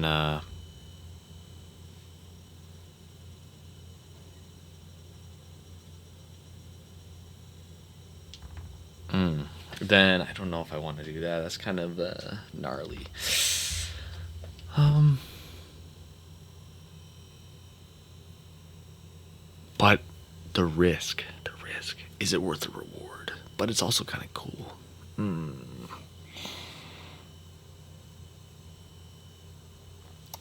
I'm going to go to a. I don't know who I would go to. I would go to.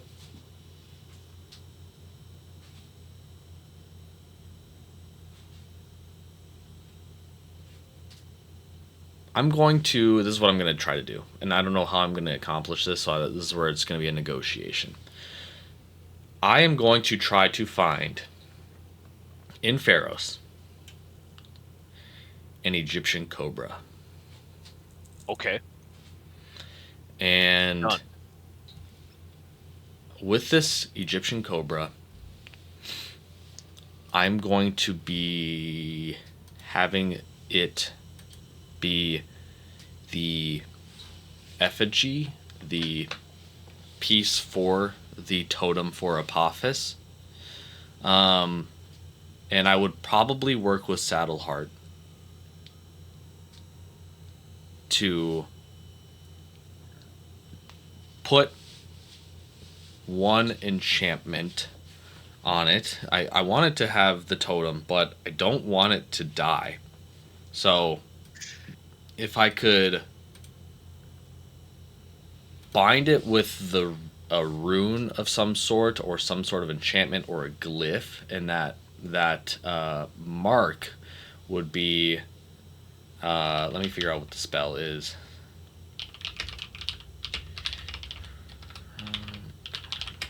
Below.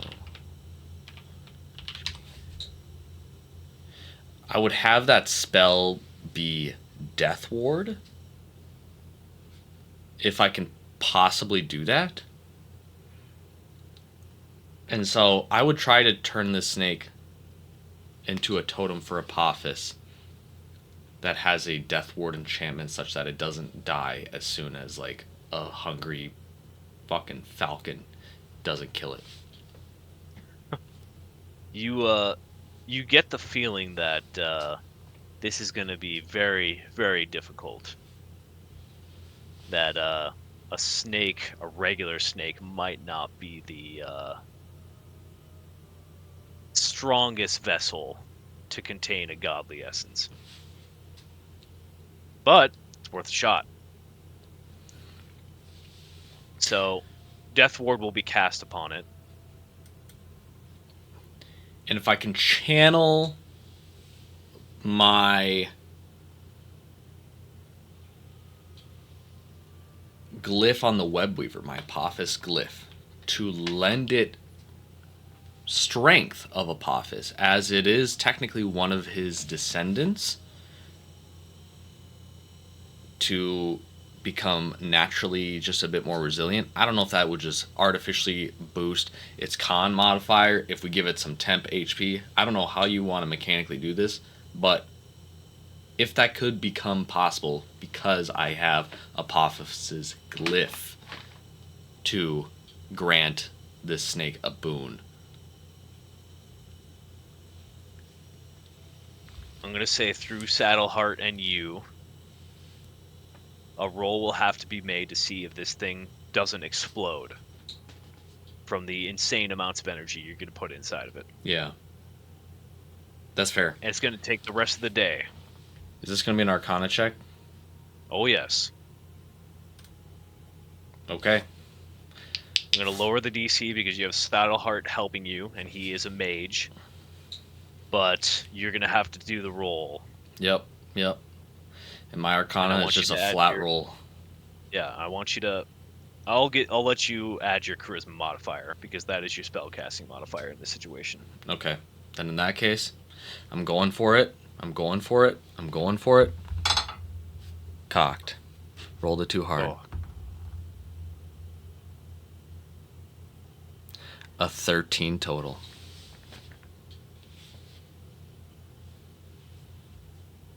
You get so far, and then eventually the snake turns into liquid.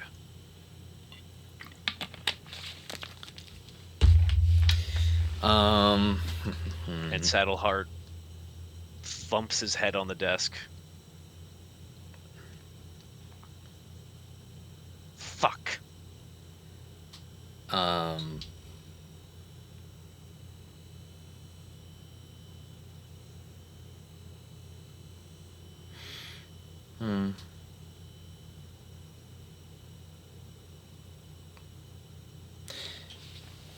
Then, if that doesn't work,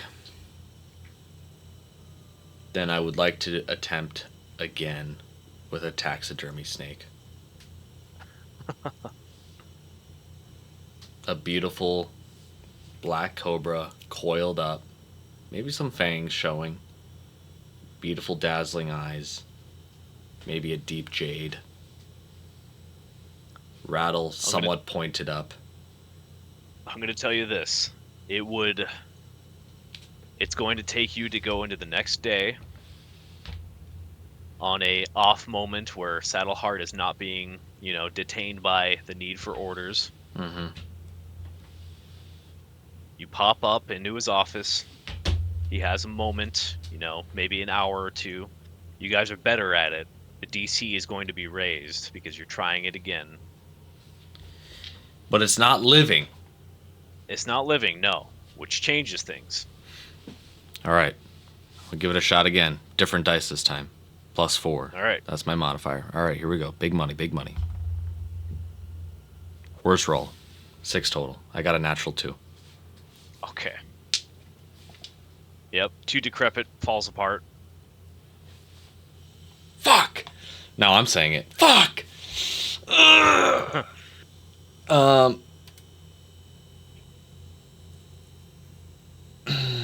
Let me think here.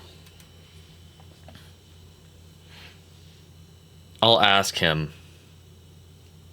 Saddleheart, are there already any known totems to Apophis? He digs in the book. Section is very small. No known avatars or totems. Do I have the Book of Thoth on me still? No, Idalia had taken it during your trial. With the time that has already transpired, have I been made aware of whether they've returned or not? I'll say that you've made inquiries. They have not returned yet within the day. Okay. Then...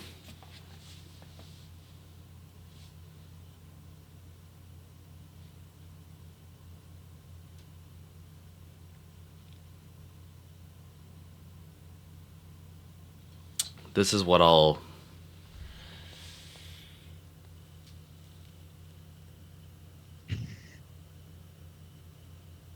look at Saddleheart and I'll say, I have a dumb idea and I want to talk it out with you and I want to see what you think. Shoot. Go ahead. If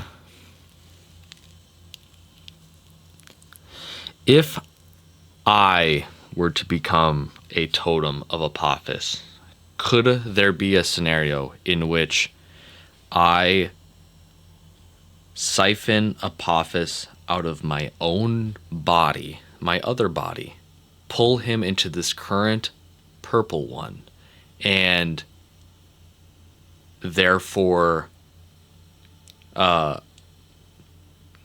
lack of a better term, perform a switcheroo on him, such that I return to my normal body, and he is in the body of a Tem?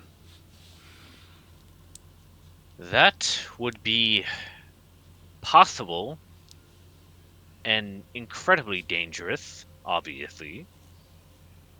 You would have to have incredible control over the weave of magic and a deep understanding of the fact that transferring one's consciousness is not very simple. Astral projection is something that some of us in the wizarding world are capable of. Only at the highest level. I'm level 20, buddy. Come on. Come on. Of education. Oh, shit. Level 1. But it's possible. And as I understand it, being alive. Yeah.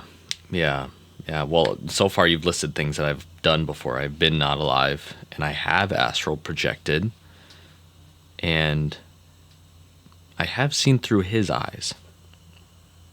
Yes, you have. This seems pretty attainable with the means that I've already known and the experiences that I've already had. Getting him out is the easy part. It's getting myself back in that I think would be the tough part. But I'm not having any luck with these totems. And it's only going to get harder. But if I have a powerful enough effigy, I think the ritual is just a lot more easier to attain and complete. And I'm not in a place where I can just piss time away. I can't go to a garage sale and then use everything as a potential candidate for a totem. And so I will take the chance and I will try to submit myself to become a totem. A Thames body to be a totem to Apophis. All right. This is going to take a whole entire other day because it is a situation in which you guys were not set up for. This is changing everything altogether. This is more than just a snake. This is the closest thing that I think we'll get to Jabaxi Cajun magic. Yeah, this is basically voodoo. We're on there. We're on there. So you were taken into a sanctum, and you're stripped of all but a loincloth on your clothing, marked with wards and runes by Saddleheart. They begin the process of doing so. From what you have learned and garnered from your short time with him, you understand that making a totem or an effigy from an avatar is usually best done with something that is important to them. Usually childhood trinkets are used, or sometimes a weapon that is used and they're very affectionate for. A gift that means something, and you have given thought that this gift was from Amun, and particularly exists as your current vessel as we speak. Mm-hmm.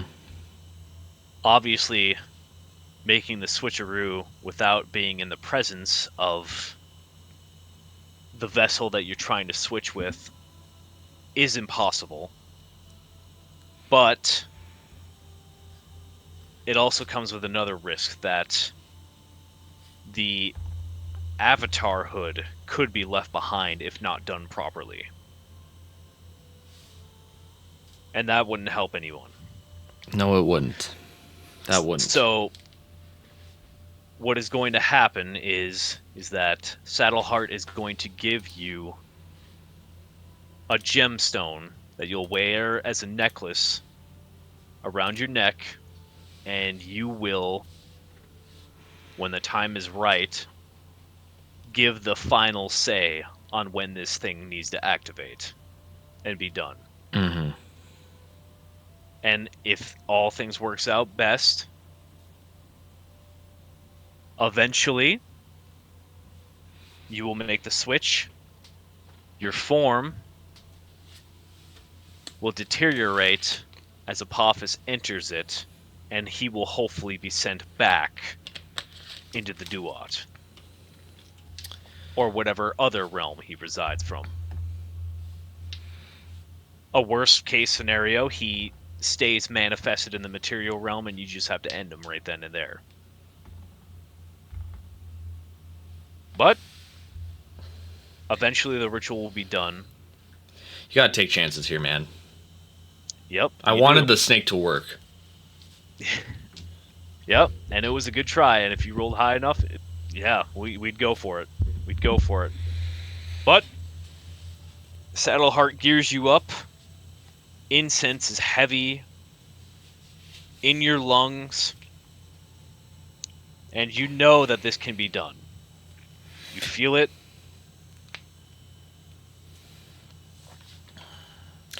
I would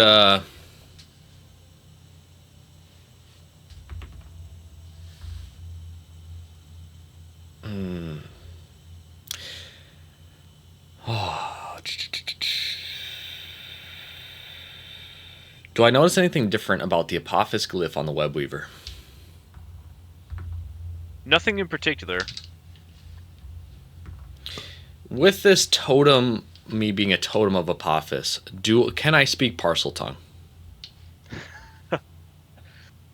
Uh, there's a lot of dialects for snakes. It turns Oh out. yeah, you're right. Yeah. Yeah. All speak the same, Yeah, kind of like humans. that's fair. But That's fair. you got a good idea that you could probably speak to the purple ones. All right, Probably. fair enough. Um, with myself being a totem now, I would like to look at my Restless One jar and see how it looks when I poke underneath the lid. You poke underneath the lid. The creature inside is trying to get down as far as it possibly can within the jar to avoid your guys' presence. Hmm.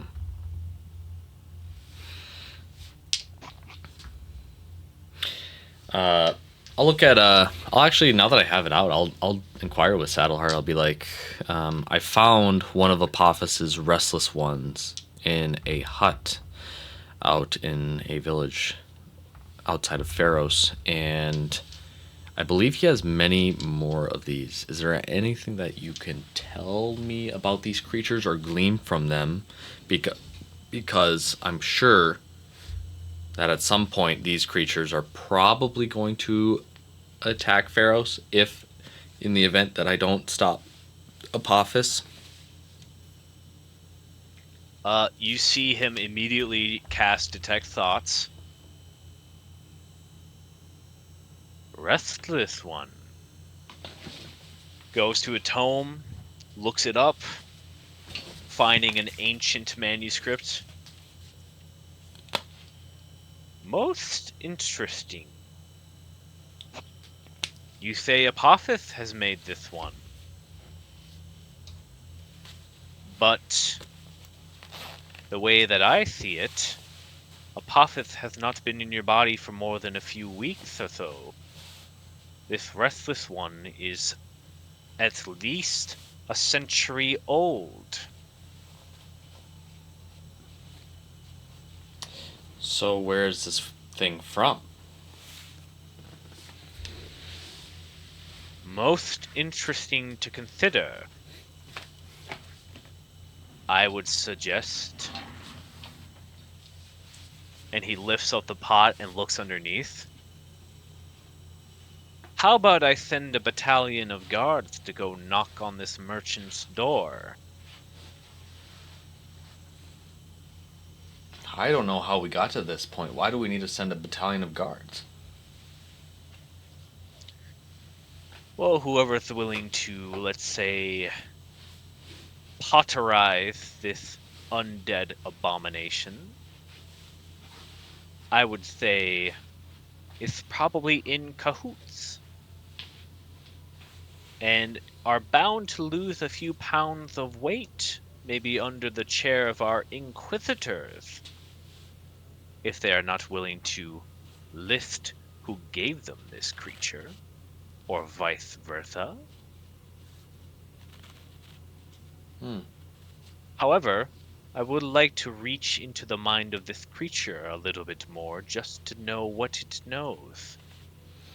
I will let you know that earlier today I did sever its tie to its master, whoever that is, by performing a greater restoration spell on it. And so it is not untainted from whence I found it. I would say, what a waste of a great spell. But if it subdues it for the time, I suppose I can't fault that. So, Bitch. Anyways. little creature. What's that? No. Little creature, what do you know? And he'll spend the next hour or so searching its memories, possibly failing saving throws, and recasting detects thoughts, so on and so forth. It has a pretty high wisdom score, so I'm not going to go through all the rolls itself, but eventually Saddleheart will get down to possibly who has this, Mm. or who had it under its control. Mm. But for the rest of the day, what does Isaiah do? I'm going to see if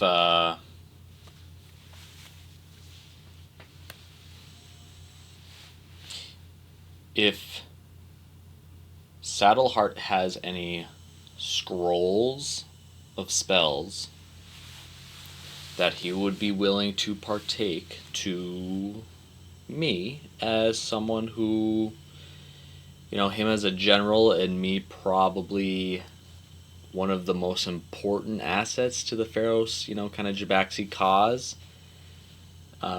See if he would lend me a solid aloner to say on a particular spell scroll.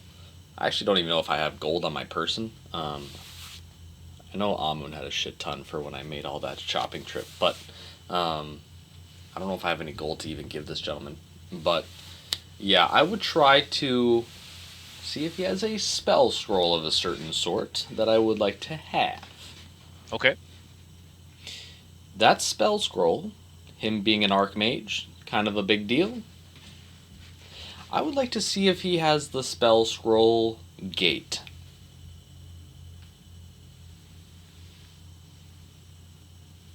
I'm going to make a roll to see how likely it is that he can get a hold of one of those right now.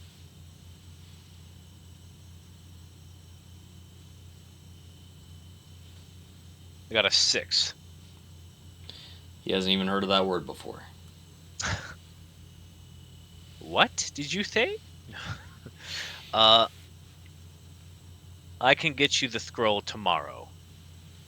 More than likely, I'm a little short on such high-level spells in the form of papyrus. You must understand it takes months to make those kinds of spells. I was just seeing if you had one on deck. If you don't have one, I am more than willing to wait. If you'll say it's ready tomorrow, then it's ready by tomorrow. Then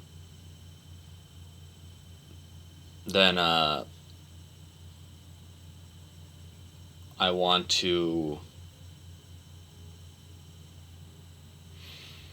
Yeah, for the rest of my day, I think I would just rest. I don't know if I have too much else going on. I spoke to my compadres, my compatriots, and I have got what I need for my next steps. I just need that scroll, and then I can get it going, get it shaking.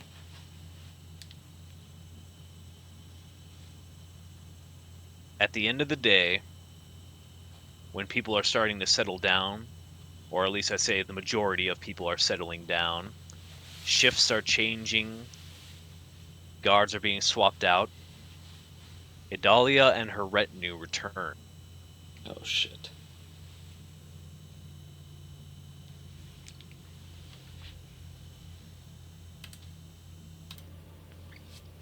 And so Adalia and company are back.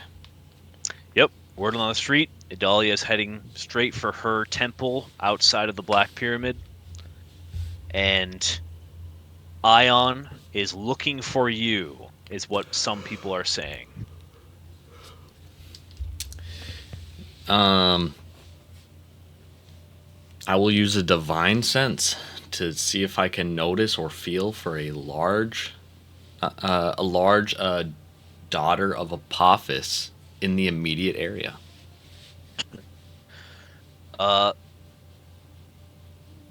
You feel the presence very strongly immediately. Mm-hmm. Within a mile's radius of you, stopping and pausing, you imagine talking with individuals here and there Mm-hmm. to incite where you might be, and eventually zeroing in on your position, moving at great speeds.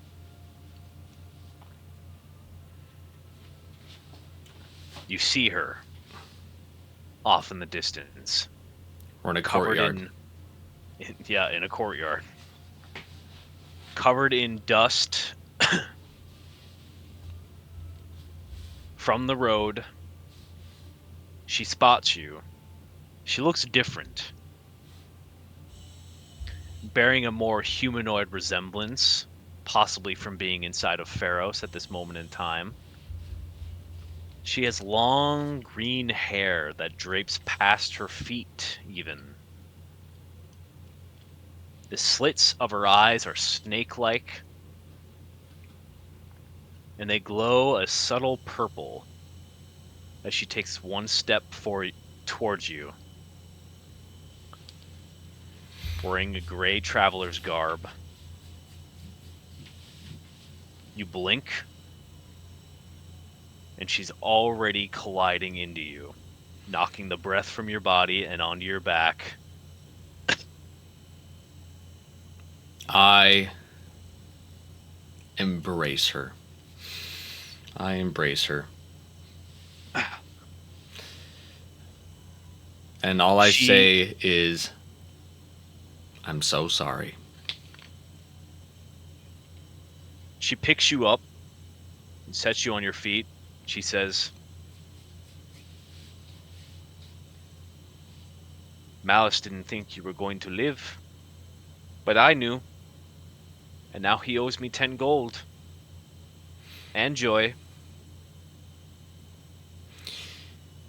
He told me about and that. Amun. Oh, okay. So this was a group thing. This was definitely And a group thing. Aslam Durai. Oh, okay. Okay. What the fuck was my bird's name that I had for a little bit? I bet he got in on this too. I'm in the bat. Yeah. Bitch. Amun has your familiar. More than likely, if that could bet. Oh. Malice would owe it money. Don't teach Mowgli how to bet, please. Also, Mowgli is nearby. He came with me, but no one cares about him. Oh. I'm very hungry. Let's get some food and we should catch up. You go get food. It's profiteering prices. The merchants have driven up non-rations to insane levels, so it is 5 pieces of gold for a portion of tuna. I'm going to use my I'm a charisma character for a reason, for this specific reason, to fight inflation. Okay? Yeah. And so I'm going to say, for the war cause, for the war effort, for us being the strongest soldiers, we need the most food with the best prices. What can we negotiate for? This is not just some Joe Schmo across the street, and I look across the tavern over at Joe Schmo in the corner. He's a little halfling that's a little haggard. No offense to you, Joe. You're doing great work out there. But we're talking about Ion, the warrior and defender of the heart of Jabaxi, and soon to be the heart of Pharos. And we're talking about Isaiah, son of Rashad, son of Solana, the web weaver. You know, we need more than the normal means. What can we do? And I'm going to try to roll for a persuasion check. Okay. A dirty 20. Okay. I got a 10 plus 10. You see this very large. He's got a huge keg of a belly. This orcish man, strong, twirly mustache, looks at you and he says, I think for you, and because of your father's reputation, and the kindness your mother has shown me over the years, I'm willing to go down to 5 gold. God damn it. I'll take it. son of a bitch, I'm in. Ion pays up. She's got a large wallet these days. She's been doing a lot of, we'll say, side quests. Pause. Yeah. And you guys have a wonderful meal. She goes over what it was like watching you on the trial during your execution and the arrow striking you, causing the, we'll say, teleportation effect for all those not tied to the case to be brought back into a multitude of areas. Mm-hmm. Pharaohs for Ion, worried beyond belief, wanted to go with Bayless to go find you, settled on searching for herself, until eventually Adalia caught wind that she was doing something that many other people were doing, and that her capabilities were much needed elsewhere. She didn't quite understand the negotiations of that went on during Mothkiss, but she does give the impression that Amun was the one who was testing boundaries to see what kind of forces they were up against and what possible advantages they can glean from maybe just pretending that peace was an option.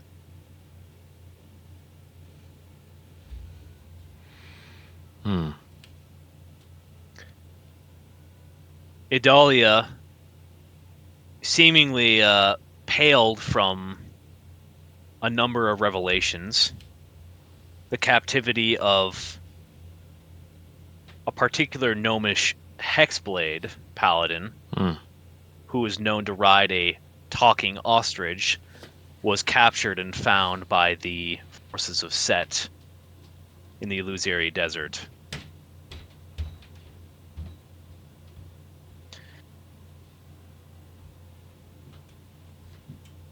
A number of other menial, small negotiations happen. A possible exchange of hostages did not result in any agreements. Any conflict? Within the city or the village of Mothkiss, no conflict, although some petty squabbles on the outside as soon as the peace was broken were had. That being a surprising moment that they were willing to actually obey the rules of engagement and not actually attack one another inside of the village. Mm-hmm. Skipping that, Idalia has a number of places for people to be situated and is aiming to send Ion during the war out to guard something the same way she did the Heart of Jabaxi, although she's hesitant to do so. Ion, do you know what you're being sent out to guard? I do, but I don't think I want to leave Pharos. The speaker didn't want to share the importance of it publicly, and I shouldn't share it either. Especially not in such a despicable residence such as this. Mm-hmm.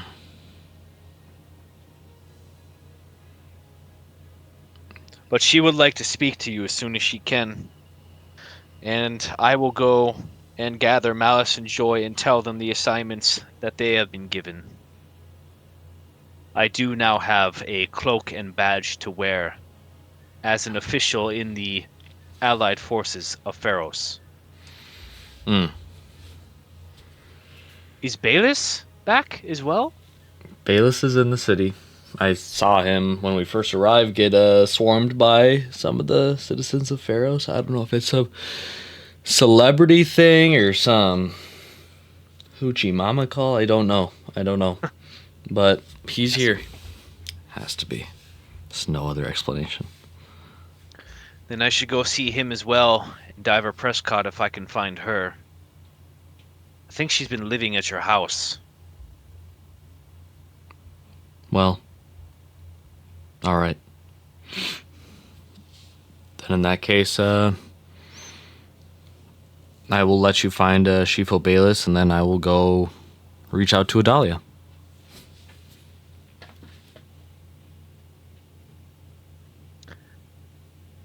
And you separate, you break on team,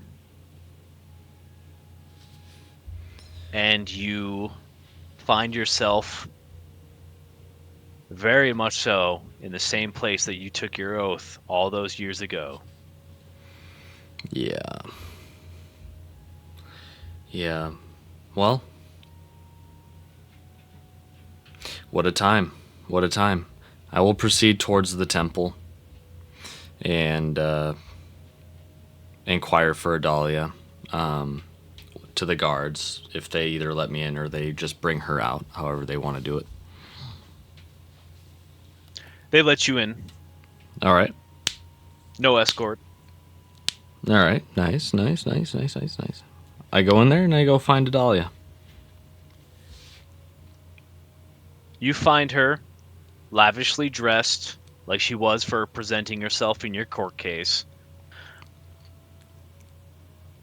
She looks at you with a map of all of the world sitting before her on a table. Mm-hmm.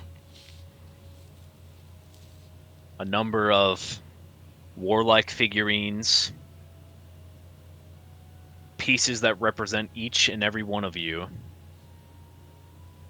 Idalia clears it for a smaller map of Jubaxi, rolling it up, and says, "Well, glad to see that you are well. I hope the arrow didn't hurt too much." Um, more emotional pain than anything. But I'm here now. I ventured once again across Jabaxi with Shifo Bayless, in hopes of getting back here and finalizing the plans of what we're hoping to accomplish in the immediate future. I'm actively working towards getting my body back, and we will see how that turns and how that tides.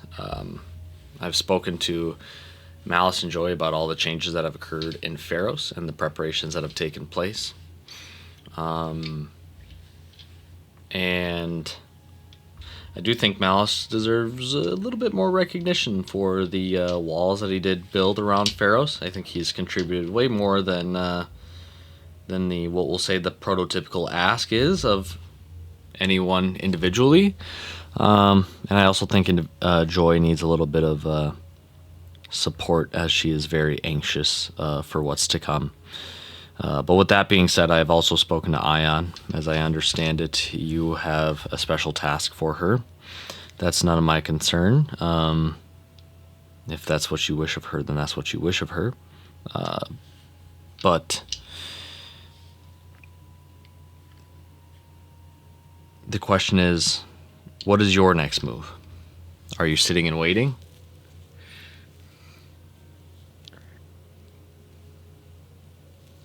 My next move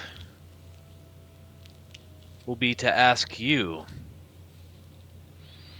Your great allies are very colorful and powerful. And we both know they don't trust me in consideration of you.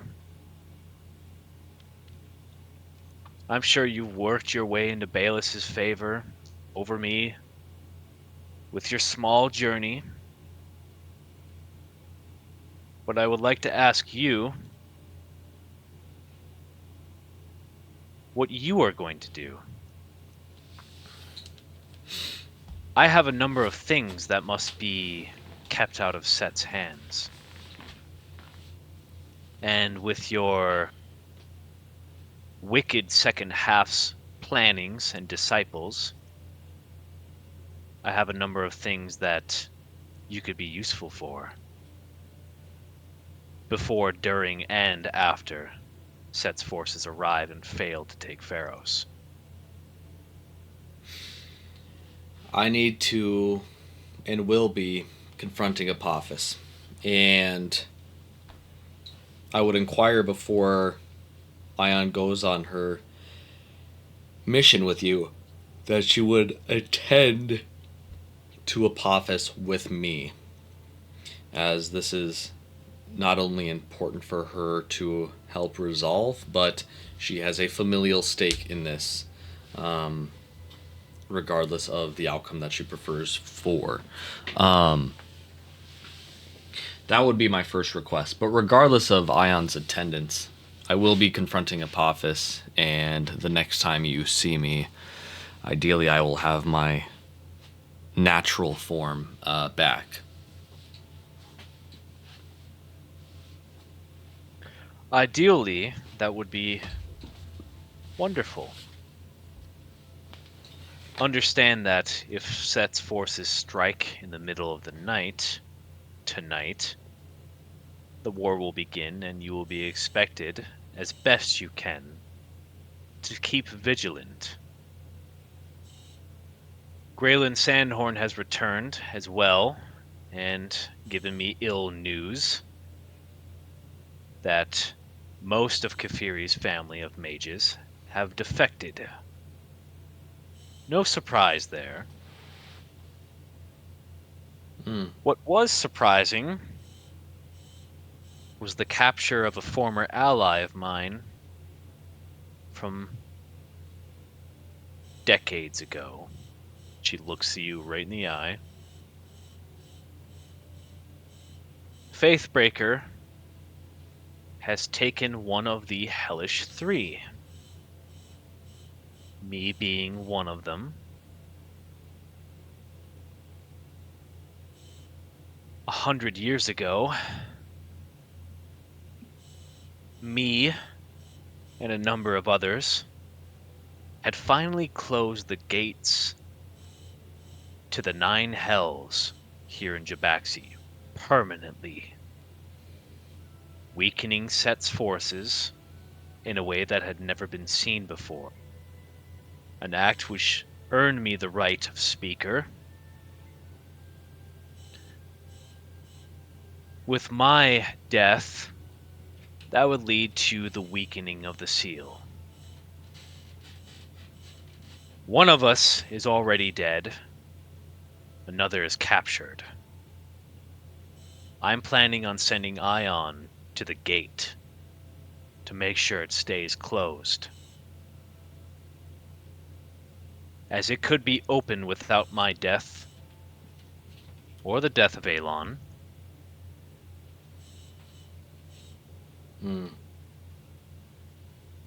Do you understand this? I understand this. What is the timetable for this? I will reveal to you the location of this place, and it must remain in your utmost secret place in your mind. But it's not as far away as you think.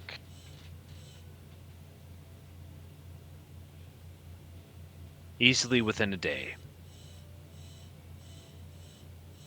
Now, if you feel like someone else might be more suited to guarding it than Ion, feel free to open. I do not want to relieve Ion of this mission. That's not my goal here. I ask that before she engages in this mission, that she attend to me to address her father, which I would account for taking no longer than a day. And I'll probably have to roll a deception check on that because I don't know if it'll take longer than a day or not. I can't say that with certainty. I will say roll a deception check. That's pretty good, actually. I'll say an 18. That's an 18. 18? Okay.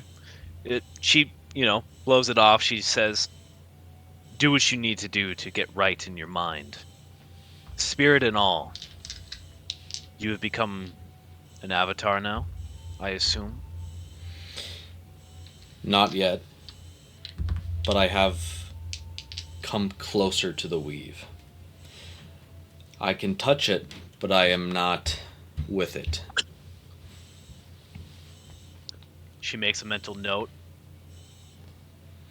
And I'll Then demonstrate this. I'll demonstrate this to her. Not that she doubts, but I'll just demonstrate it to her by grabbing, extending both my hands out and doing the same thing that I did earlier, where I grab the weave out and pull those lavender indigo kind of tendrils out and kind of tug them and pull them into the material realm. And actually, while I do this, what I'm going to do right now is use a divine sense. Oh, okay. All right. And I want to feel for general information in this area, because I'm in the temple, and this is pretty big dick shit. And most importantly, I want to see what I can glean out is, what is her totem? You look at Idalia with your divine sense, your passive power of the sight of 8 layers kicking in right now. She is unlike the times you have observed Amun, or even observed yourself. She, you can tell, is fully aware of the weave, can touch it, can control it. But you look at her, and you've looked at people before. You looked at Bayless, you've looked at Ion, you've looked at many individuals, you've looked at average people as well. And they are made of a myriad of things. Just thousands and thousands of connections if you look too deep. But you can always find a source of power. And you look at her and you see something like a still lake, the surface of a lake. You're looking in, you see the godly power of Horus, but you see almost no individual in there that's driven by anything other than the hatred for Set. And you immediately know that she is not normal. Like, it's almost as if there's not a person standing before you at all. It's too strange and too simple. And I would like you to roll me a perception check. I like to roll a perception check. And then, once I do that, I'm going to roll an insight check. So perception is actually pretty good. That's a 19. 19, okay. When you try to get the full grasp of what she is and who she is, you know what motivates her, that's not what's important. But you're searching for anything, like thoughts, any type of interest, and you go deeper and deeper, and eventually you see what looks to be a small thread, a tiny little bit of weave that connects to the back of her neck and is flowing deeper and deeper into the Black Pyramid itself.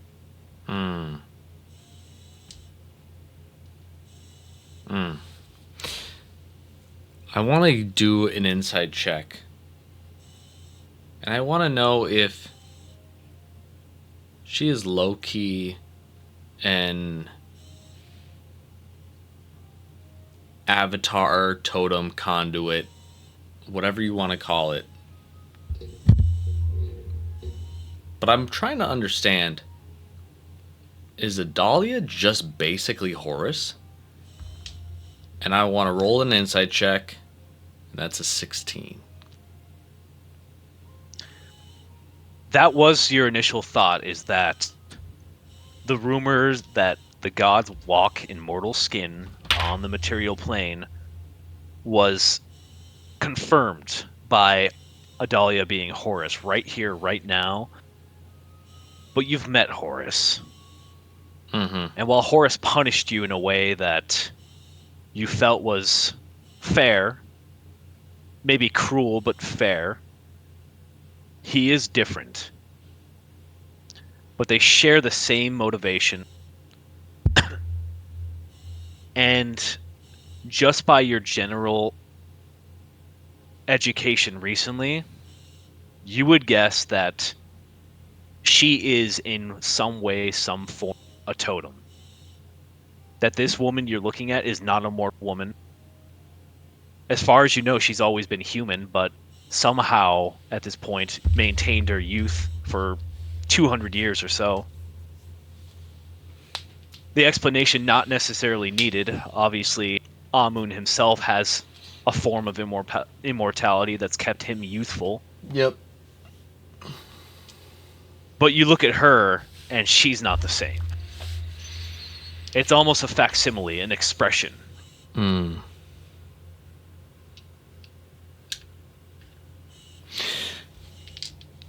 I know a couple of things. Never ask a woman her weight, and never ask her if she's a facsimile of something else.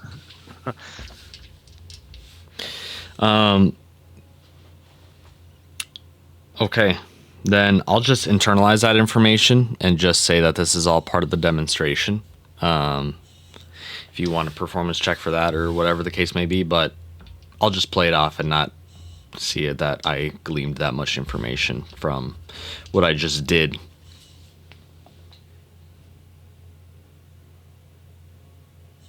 She looks at you, doesn't seem to inquire or know anything in particular of what you've incited.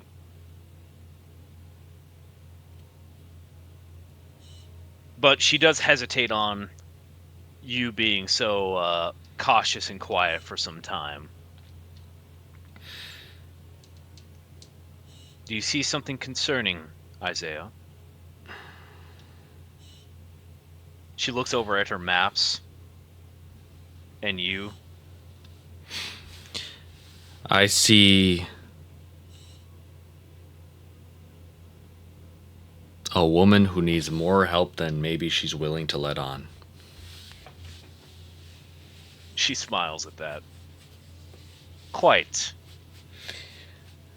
I will take Ion.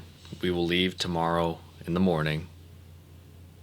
We will deal with one major god. We will begin our adventure back. And once we venture back, you may have for her what you will to guard the gate and whatever you need. But once that time comes, everyone that's not Ion and isn't on a mission, we will probably have to man the walls of Pharos and anticipate the forces of Set to come bounding in.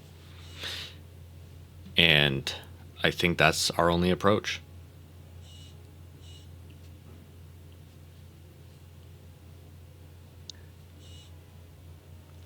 Then we will leave it off here. And we frickin' did it. We frickin' did the thing. A little big doozy of a session. Nice. We will end on Idalia pulling out another map to show you all the outward, a more local map to show you all the outer villages that have been evacuated, brought back over to Pharaoh, so on and so forth.